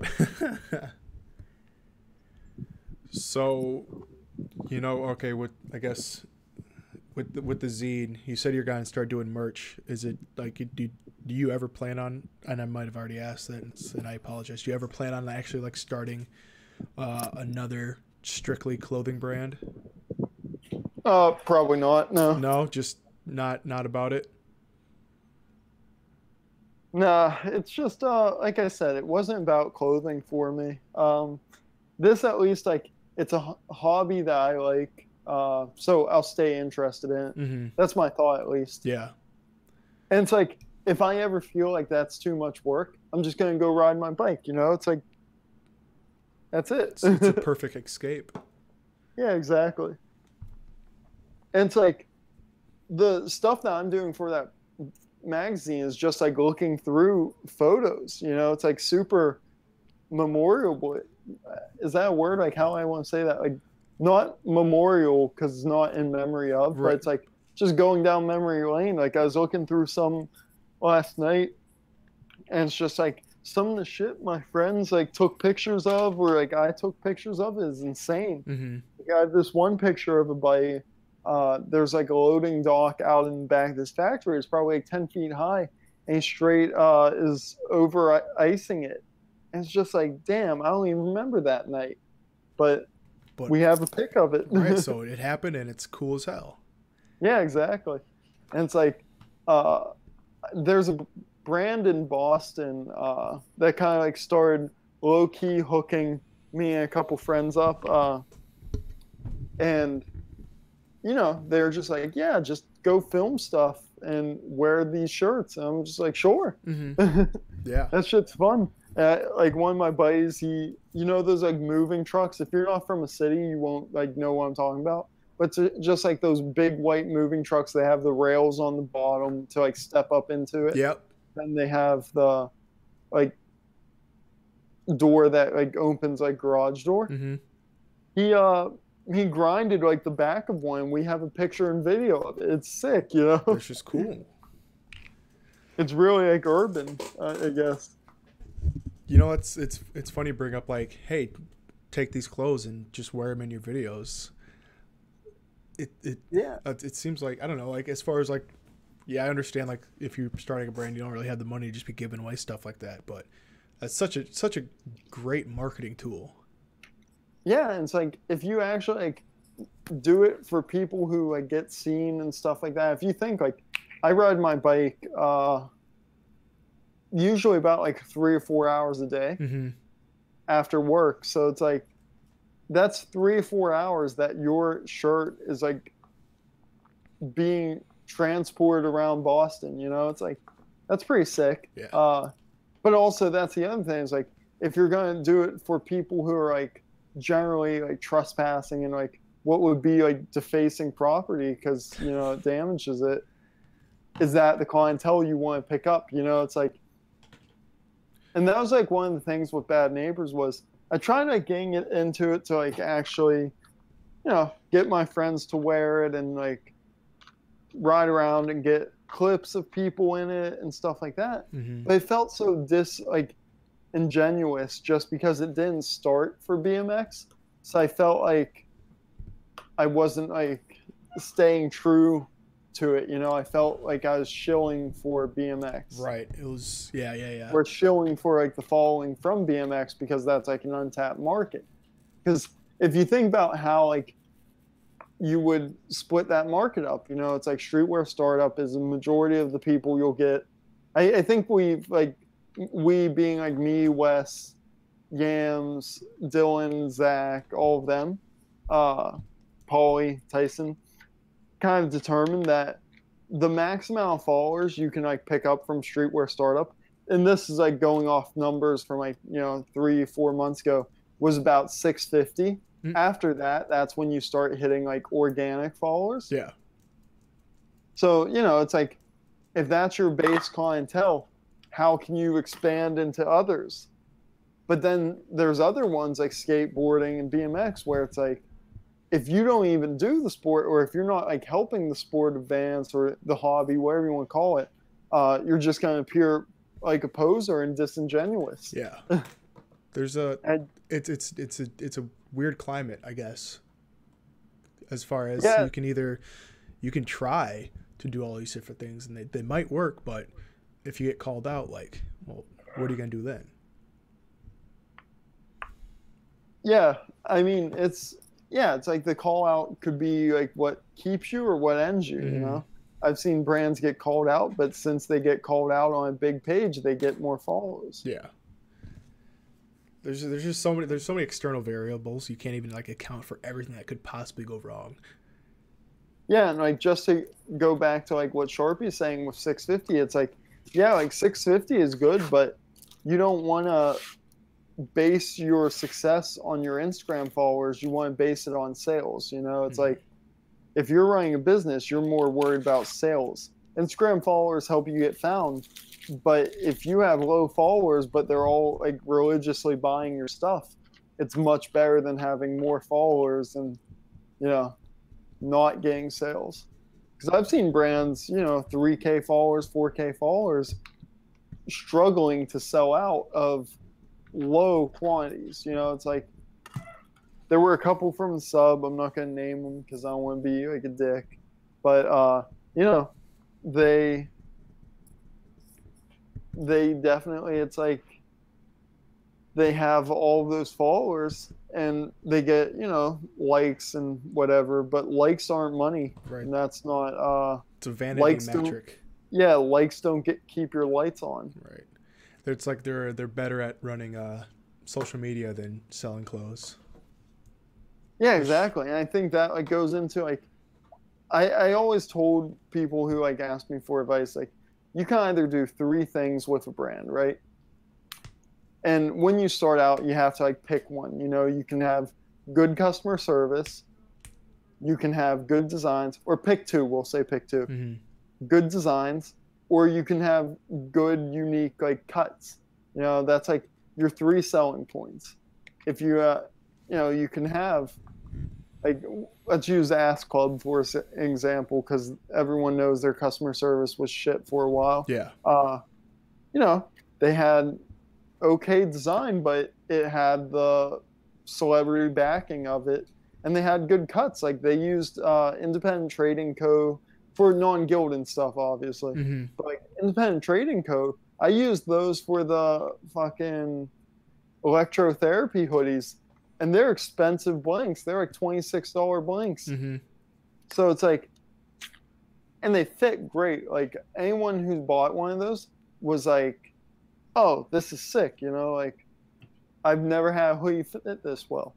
So it's like you can definitely provide those things. And that was one of the things, like I wanted to provide good design and good customer service. Mm-hmm. Granted, I didn't really want to deal with returns, so I set up like a no returns, but I was more than happy to like hook people up and like help them out if they needed something. You know, you just had to reach out. Right. And I think that shows when it came down to like, even after closing the brand, I still am like actively answering questions and like talking to people who followed me. And like, you know, if you have any questions, message me. It's like, I might not be writing it now, but like, that doesn't change the fact that I scaled up. Keep in mind, the original thought of Bad Neighbors started in May, right? Mm-hmm. And I posted the logo on Streetwear Startup Start Building Hype in June, but I didn't send anything get screen printed until September. And I got that back in October. That's a good 6 months from like the first post or first like thought to or actually first product. Oh, I messed that up. Sent it in August, got it back in September, sold it. Then I sent out an October release for the 2 long sleeves. It was the Mischief kit and the like Creeper Van shirt. I sent those out and they kind of like got delayed, but I was still able to drop them in time. Plus like 2 beanies. Mm-hmm. But the beanies didn't like, I didn't want to sell them alone, so I sold them, or I didn't want to sell them. There was something about those. Oh no, beanies were for next drop actually, my bad. So yeah, I got those 2 long sleeves and I was able to move those because like the time was right. It was around Halloween, mm-hmm. And all of that. And then, you know, I got struck with that screen printer problem from California, which I can go into more detail there. But, you know, I was always down to like help people out. Like if someone, like I think when I was trying to get rid of the beanies, I just like messaged me and I'll tell you your shipping cost and we'll just ship it. And it was like, you know, everyone paid probably a different amount because it's like, oh, I'm from California. I was like, okay, well, the beanie cost me $6 to make and it's $3 shipping. So send me $9 and I'll ship it, you know? Because I was more into like, I just wanted people like wear it and enjoy it, you know? Right. That seems like such a great, you know, strategy. If you were trying to do strictly, you know, if you only had marketing in mind, like, you know, at cost, here's a product, wear it, enjoy it, you know? Yeah, exactly. And like, if you think about it from like an artist view, I made 90, my first drop was actually like, so my first actual drop was the collab with Wes from Stay Hands. That was the cream and blue t-shirt. And that was like, that gave me startup money. And Wes was another one who, you know, I owe any startup of my brand to Wes, really, because he hit me up from Streetwear Startup and like realized, hey, you're actually bringing something to the table. Let's do something. And, you know, I did the artwork. He got the shirt made overseas. And, you know, it worked out. It gave me, you know, $200 like pocket change or whatever to actually start mine. And then since I already had like a name from that, because like people already wanted like more from it, you know, I talked about earlier posting that one design that everyone wanted, and that was the wrench one, the monkey wrench. So I had posted that and it was like picking up. People really wanted it. And I bought 3 different designs for my first drop, which I feel like most people don't even do like 2. They always do like 1 shirt in 2 different colors or something. These were 3 separate designs. And, you know, I got 30 of each, I think, or 25 of each, and was able to like sell them all, which is like insane for someone like come out of the gate and be able to sell off 75, 90 shirts, whatever it was, you know? But then that's like, oh, go ahead. No, I was just agreeing. Like, yeah, that seems like a super success. Yeah, and then there's like, with the limited amount, people miss out, and it's like, it sucks, but it's like, hey, this, I didn't want to reprint. That was my thing. I wanted to do like one-time releases, so everything was kind of limited. But then that's like, if everything's limited, nothing's limited, you know? Because it's like, if everything's special, nothing's special. So I kind of like started hitting that issue. But yeah, I mean, I think if you strive to like do at least 2 of those things, you'll do pretty well. Right. And great design, great customer service, and what was the third one? Like unique or custom like cuts. Okay. So like if you wanted to go overseas and do like cut and sew through like Pakistan or whatever people are using now, you know, you can do it with good customer service and just make branding pieces. You know, you have a cool brand name, you know, like you put it on there on a unique bag or a unique shirt, and people are into it. You know, you don't even have to draw. And that's what like makes me mad about some of those brands that you know, that just copy. It's like, it's not hard. Like, I mean, it is hard, but it's like, you can get a following without drawing anything. You know, drawing's not needed, but drawing does help. Yeah. Yeah, I totally agree. I know a few brands that well, just off the top of my head, one brand, it's literally their logo on everything, and the other piece that they have is like a record company logo that was just straight appropriated. I think I actually called him out. Yeah? It was on SWS. Yep. Yeah, I think I was one of the people who called him out. It's like, that's I recognize that record label from somewhere. And that was the other thing, like, you know, that was all fun too, was being able, like, it was like scavenger hunt, you know? I see something, I just like start Googling around, I could usually find something someone stole. Yeah. I feel like I was one of the people who like ended up calling a lot of people out. And like, I'm not trying to like start beef with anyone because of it. I'm just saying, like, from an artist point, it's kind of fucked up if you want to steal someone's stuff and then try and make money off it. So I was going to try to stop it. Right. You're the vigilante, man. That's it. I was literally living up to the name. Got to protect it in the neighborhood. That's it. Dude, that's really funny, and I think a lot of people appreciate you for that. I do, like that. If not for the moral aspect, the entertainment value out of somebody trying to defend themselves for their bullshittery. Yeah, exactly. One of the things I started experiencing, like even when I didn't have a brand, was just people who don't have brands or like aren't creative or aren't even like putting any effort into it, trying to like talk shit about it. I know I'm going to get shit for mentioning this from people if they listen, but back when we had like the Streetwear startup Discord and stuff like that, we had our own friends Discord, like me and a couple other brand owners, that we found that we got better feedback from each other rather than random like John Doe who just joined the Discord for like a minute to get his idea for whatever con GT. Yeah. So we went through like a falling out recently, and that was just because of like some other shit. But there was a kid in there who like wasn't doing anything creatively, wasn't like helping people. He didn't really understand like running the brand, or maybe he did understand it, but he didn't actually do it. So it was just like, it was hard to take any of his advice, if you could call it advice, seriously. Right. And that's the other thing. It's like, just because someone gives you feedback doesn't mean you have to take it. Oh, absolutely. That's just like, I think that's something like I noticed a lot with that subreddit was people would always try to implement feedback.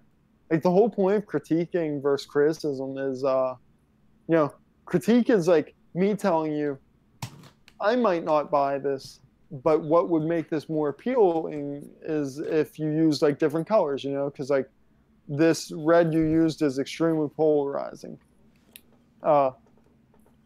Something like that. And just to answer Sharpie on that one, I've been sipping tea. But yeah, it's like that's extremely polarizing, so don't use it, use this. I see that a lot with like people who want to like get real edgy with their brands, which is fine. You can have like fuck cops or whatever. I know Yams tried getting me to say like fuck cops on his live stream once. Because like, I don't know, I don't really have a problem with cops. I think, just like anything, there's good and bad. I've never had a problem with a cop.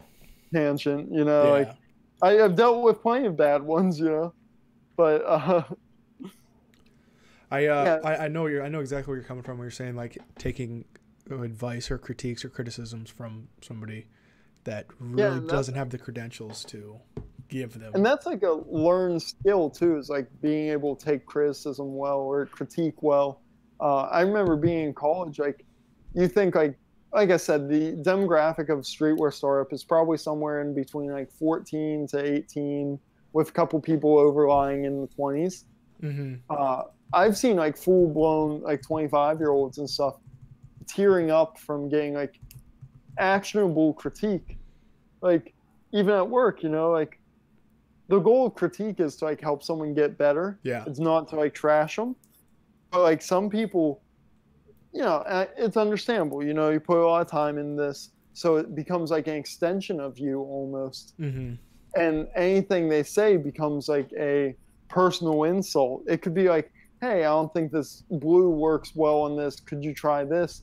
And like that could be their favorite blue, Yeah, it's so just yeah, I know. Yeah, I've seen full blown 20-year-old, 30-year-olds like in tears after like getting not even like ripped to shreds. I know that's like the meme that people use for like graphic design places or like design agencies. They always say like, oh, my design got ripped to shreds. But in reality, it's like if someone's giving you a critique but it's not actionable, I wouldn't even worry about it. Right. That's I know from for me, I hate like getting positive feedback. I hate just like generic like this looks good or whatever the case is. Like I know something needs to be improved, so just tell me what needs to be improved and like tell me why it needs to be improved. Yeah, I think that's like everyone has different opinion on stuff, so it makes sense. I agree. I think like this is sick, or like what's the real common one, like wood cop, Yeah, or it's just like that's that shit's like I see brands get destroyed by that phrase alone, wood cop, because who was it? It was he had a T-shirt that like I'm not gonna lie, the design wasn't that great, but it said like wood cop, or 50 people said wood cop. So he's like, oh no, I have to like meet this demand. So he like, ordered more than he could actually sell, and then he just took like a huge loss. Oof. I've seen that more than probably 10 times on that sub. That sub, like, it's great to help out, but like it can really damage you starting out. Yeah, absolutely. I totally agree. Just something simple like that. A bunch of people. It's not even like a commitment or anything like that. It's just it's like, okay, send me money, and then I'll like add you to the list. Right. And that's like, if I were to start another brand, I would totally do that pre-order route. Like, holding stock sucks. I would definitely just try and make like, enough to sell to pre-orders. But you can't like make a brand just off pre-orders. Yeah, that'd be really difficult, especially starting off. Like, yeah, exactly. Like, it's like a, I don't know if catch-22 is the right term, but it's just like you can either hold stock or like take a gamble, hold stock, or only take pre-orders and maybe like 4 or 5 people committing. It's just like, well, shit. Yeah, exactly. How do I start this? How you tell pre-orders you didn't get enough to pay for the samples. It's like, whenever I did my very brief stint in Cuttin, so it came out to like $100 for a sample tee or something like that. And it's like, if this t-shirt cost me $14 to make, but I had to buy 25 of them and I would get 15 pre-orders, am I just going to tell all those people who pre-ordered and were like stoked on it, I'm not doing it? Or am I going to pony up the extra 10 and hope I can hold stock? Right. But then you do have a catch-22 where after the pre-order, how are you going to get rid of the 10 stock? Because then it just like negates the fact people had the pre-order. And that's going to build a bad like behavior thing. It's almost where they realize you'll always just have extra stock after the pre-order. Yeah, so there's really no point. Yeah. For them to commit to it without. Exactly. It's a huge catch-22. It's so like you really like. Yeah, like bootstrapping is like totally the ideal way to go, but you really gotta have a certain level of commitment, like understanding of what can go wrong, and like just kind of planning for the worst, because shit can just go bad. Yeah, it's that's what I thought. Like when doing brand, it was more of like planning how this was going to get fucked up, So I mentioned the screen printer from California a couple times. Yeah, messing up your stuff or taking too long, or. Yeah, basically what happened was I ordered something in October, right? That was the electrotherapy hoodie, the hockey hoodie, the enforcer hoodie, or the enforcer t-shirt, long sleeve. And then a reprint of the codeine one, because that thing flew off the shelf. Everyone wanted that codeine shirt. If anything, if I expected to see like any of my shirts on Grailed, it would be that one, guaranteed. Really? But, oh yeah, that was like, I couldn't even keep those in stock, like, I just, I reprinted it, and the second time around, it was a purple instead of like the red, and it looked even more like codeine, and it was just like people for it, But that's the thing, is it was a meme. It said like, keep the neighborhood drug free, but it had this really well illustrated codeine bottle on it. You know, it's like my dad wore it whenever I first came or got him in. I like flew down to Pittsburgh to see my mom and dad for something. And like I gave them both shirts.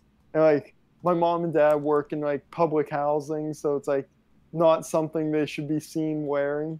But you know, we were at like an amusement park and my dad was wearing a shirt, and I guess he said a bunch of like kids were making lean comments to him. Just flexing on him. Yeah, exactly. They were just like, "Oh, so you pouring up, old man," or something like that. And it was just like the dumbest shit, because it's like, I mean, if you look at my picture, I know this sucks for like people on podcasts. Like, see how white I am? My dad's like that, but like also old, you know? So it's just like insane. But that's just imagine old white guy. I mean, that's about it. But you know, like he ended up pushing the order back, saying like, "Oh, it'll be done in November." Then he said December, and kept going. And finally, January like 20th, I just like, you know, called my bank, was like, "Hey, I want this money back," because at the time it was almost $2,000 just held up, tied up, which isn't good for me, like personally, because I didn't have like a bank account for Bad Neighbors. Yeah, so it's just straight personal.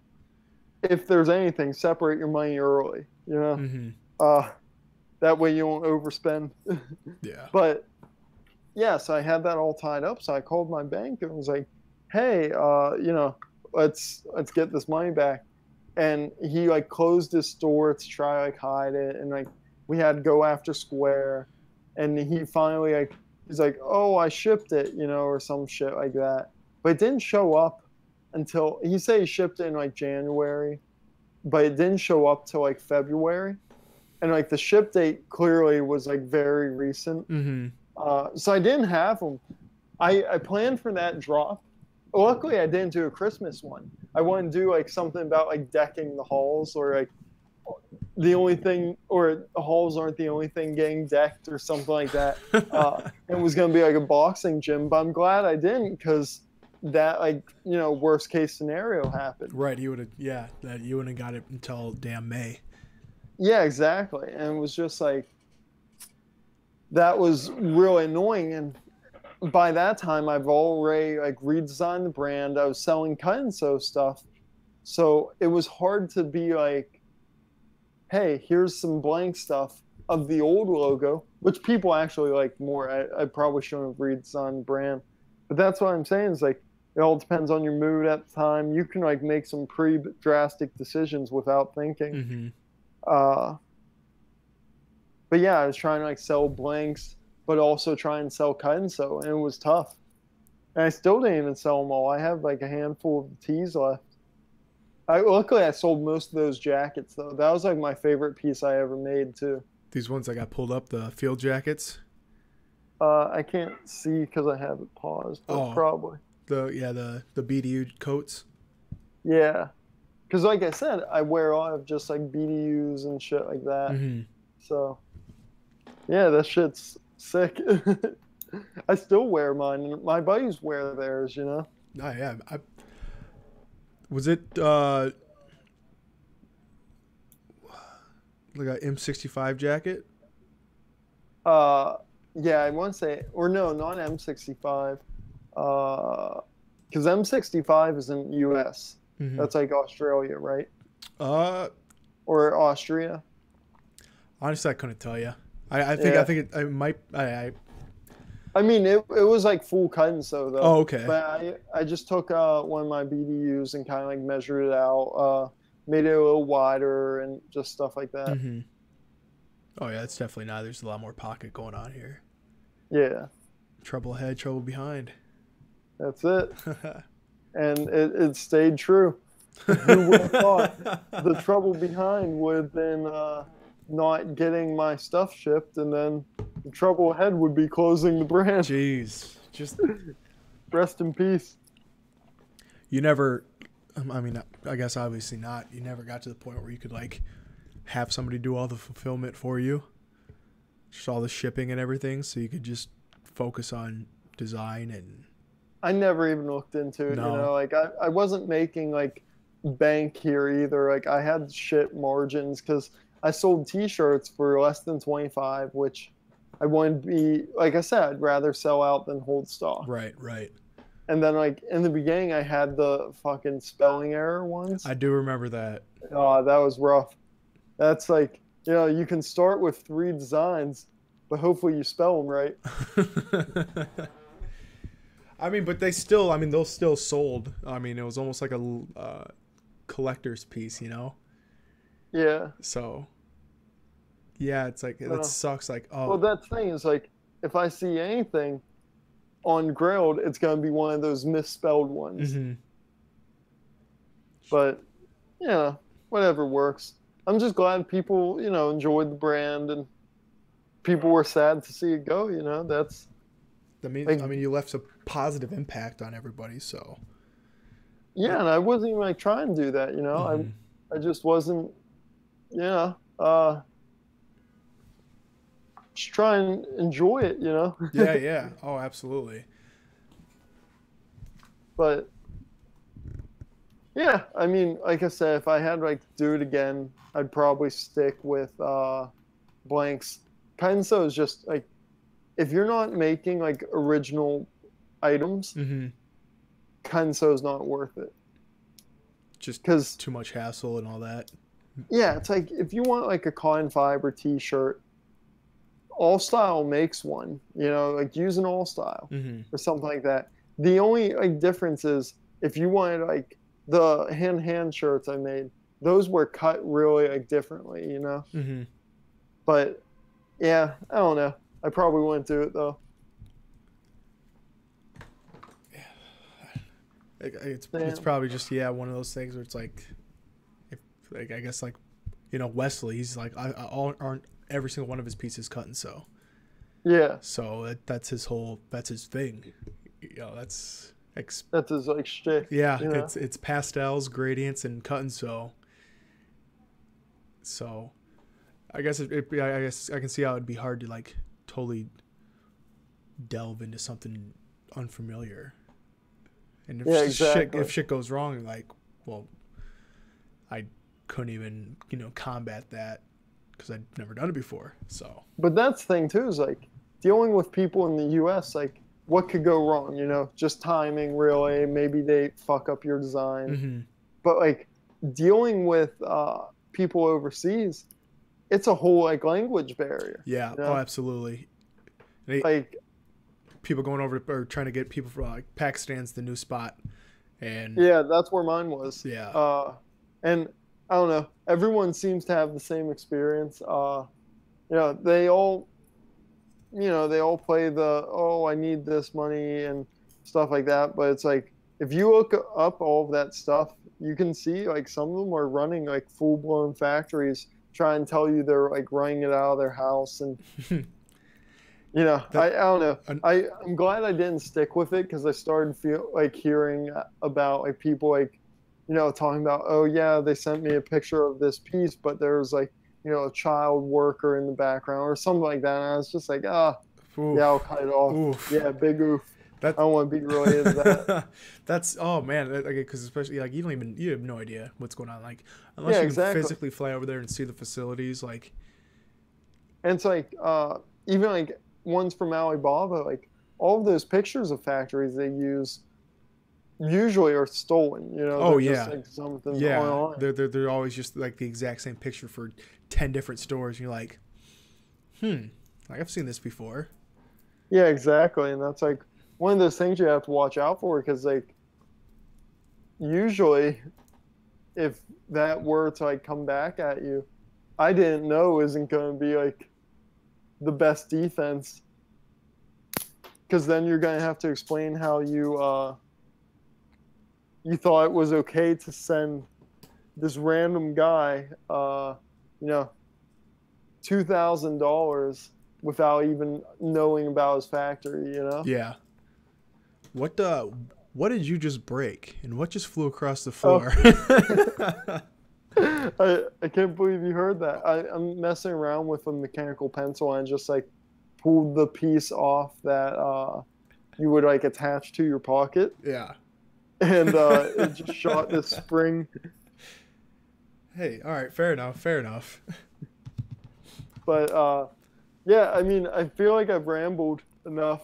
We're going on like almost 2.5 hours. Yeah, that seems like the regular. I think this will get a lot smoother once I can do this actually like on a regular schedule and everything like that. So, I guess yeah, we could wrap this up and any final tips or anything like you can either give to somebody that is trying to start their brand, somebody has started it already, and anything to look out for, just anything at all. Yeah, I mean, first off, if you made it this far, congrats. Because I feel like I was just rambling. I hate hearing my voice on recording, so Hey, you guys probably hate it too. So just don't listen to it, dude. Just don't listen to it.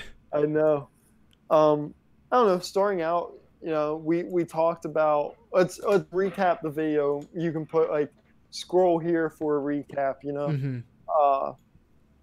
Let's see. We talked about like the 3 things you can offer to really like stand out, or like the pick 2 out of 3 that you should offer, which is like customer service, unique cuts and clothing like styles, or good designs. Mm-hmm. I think that's like still a key thing. Is like you want to pick what you want to do there, because unless you have some big startup money, you're not going to come out the gate being able to do all 3.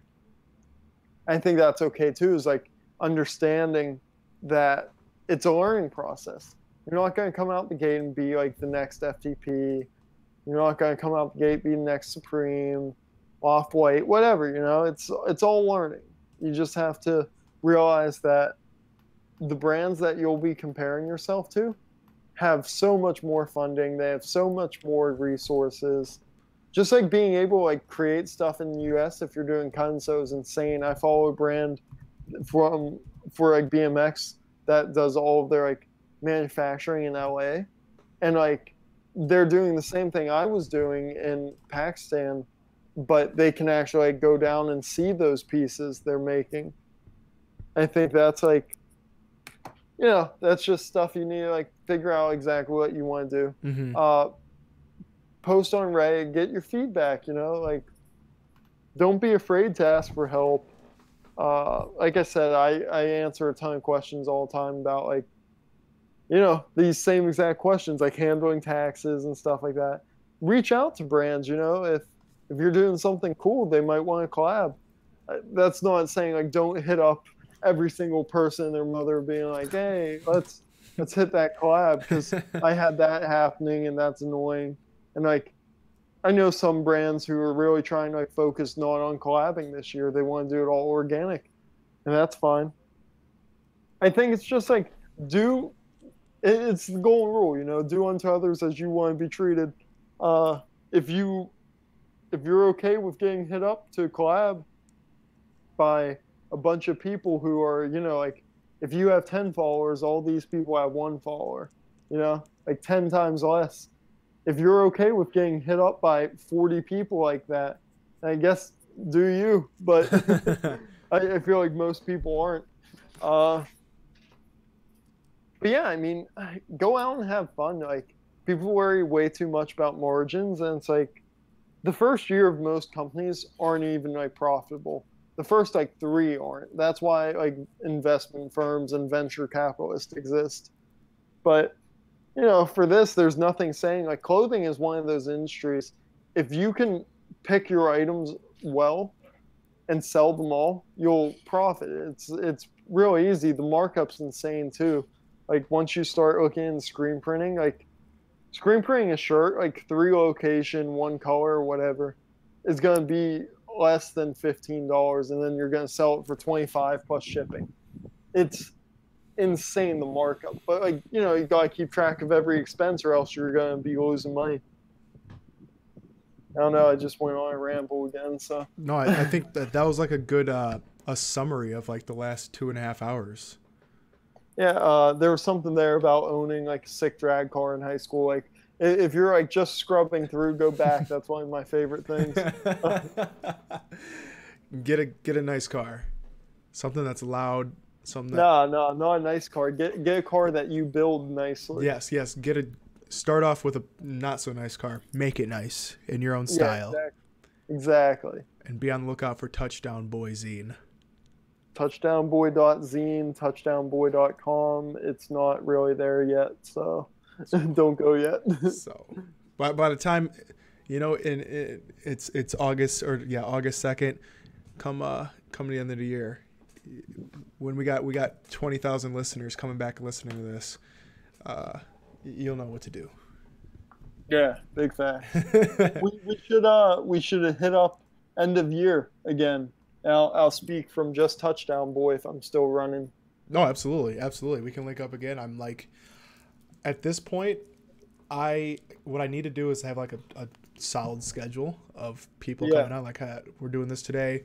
I have a brand hybrid from the UK. We're gonna do it on Saturday. I know hybrid. Yeah, we're gonna go on Saturday just because the time zone difference and everything. Yeah. And then next week I got Atmos on Monday or earlier in the week. It's just it's I'm sure you're like beating them DMs off with both hands too, because that's the same thing. It's like you're probably getting hit up with people who aren't like bringing much to the table. Like, hey, yeah, I'll take free publicity. Mm-hmm. Yeah, but there's at this point it's kind of like everybody, come on, like I don't care if you have 5 followers or 5,000 followers, because there's that potential that your follower could become my follower. So yeah, exactly. Why not? So yeah, I'm liking it so far. I'm liking the journey, and plus, so what's not paying any bills right now, but I have other things that are, so I can do those for 4 hours and then do that for another 8 hours. So it's nice. Yeah, exactly. Just take it slow. Don't get overworked. Keep enjoying it. If you're not enjoying it, don't do it. Absolutely. Life's too short. That's why I put in my 2 weeks last week, and I said, you know what, I'm going full in. So yeah, let's link up again towards the end of the year, and we'll do another. Maybe it'll only be an hour. Maybe it'll be 4 hours. We'll just cut it up. Word. Yeah, that works for me. All right, sounds good, man. Thanks for talking. Yeah, no problem. Thanks for having me. For sure. Peace.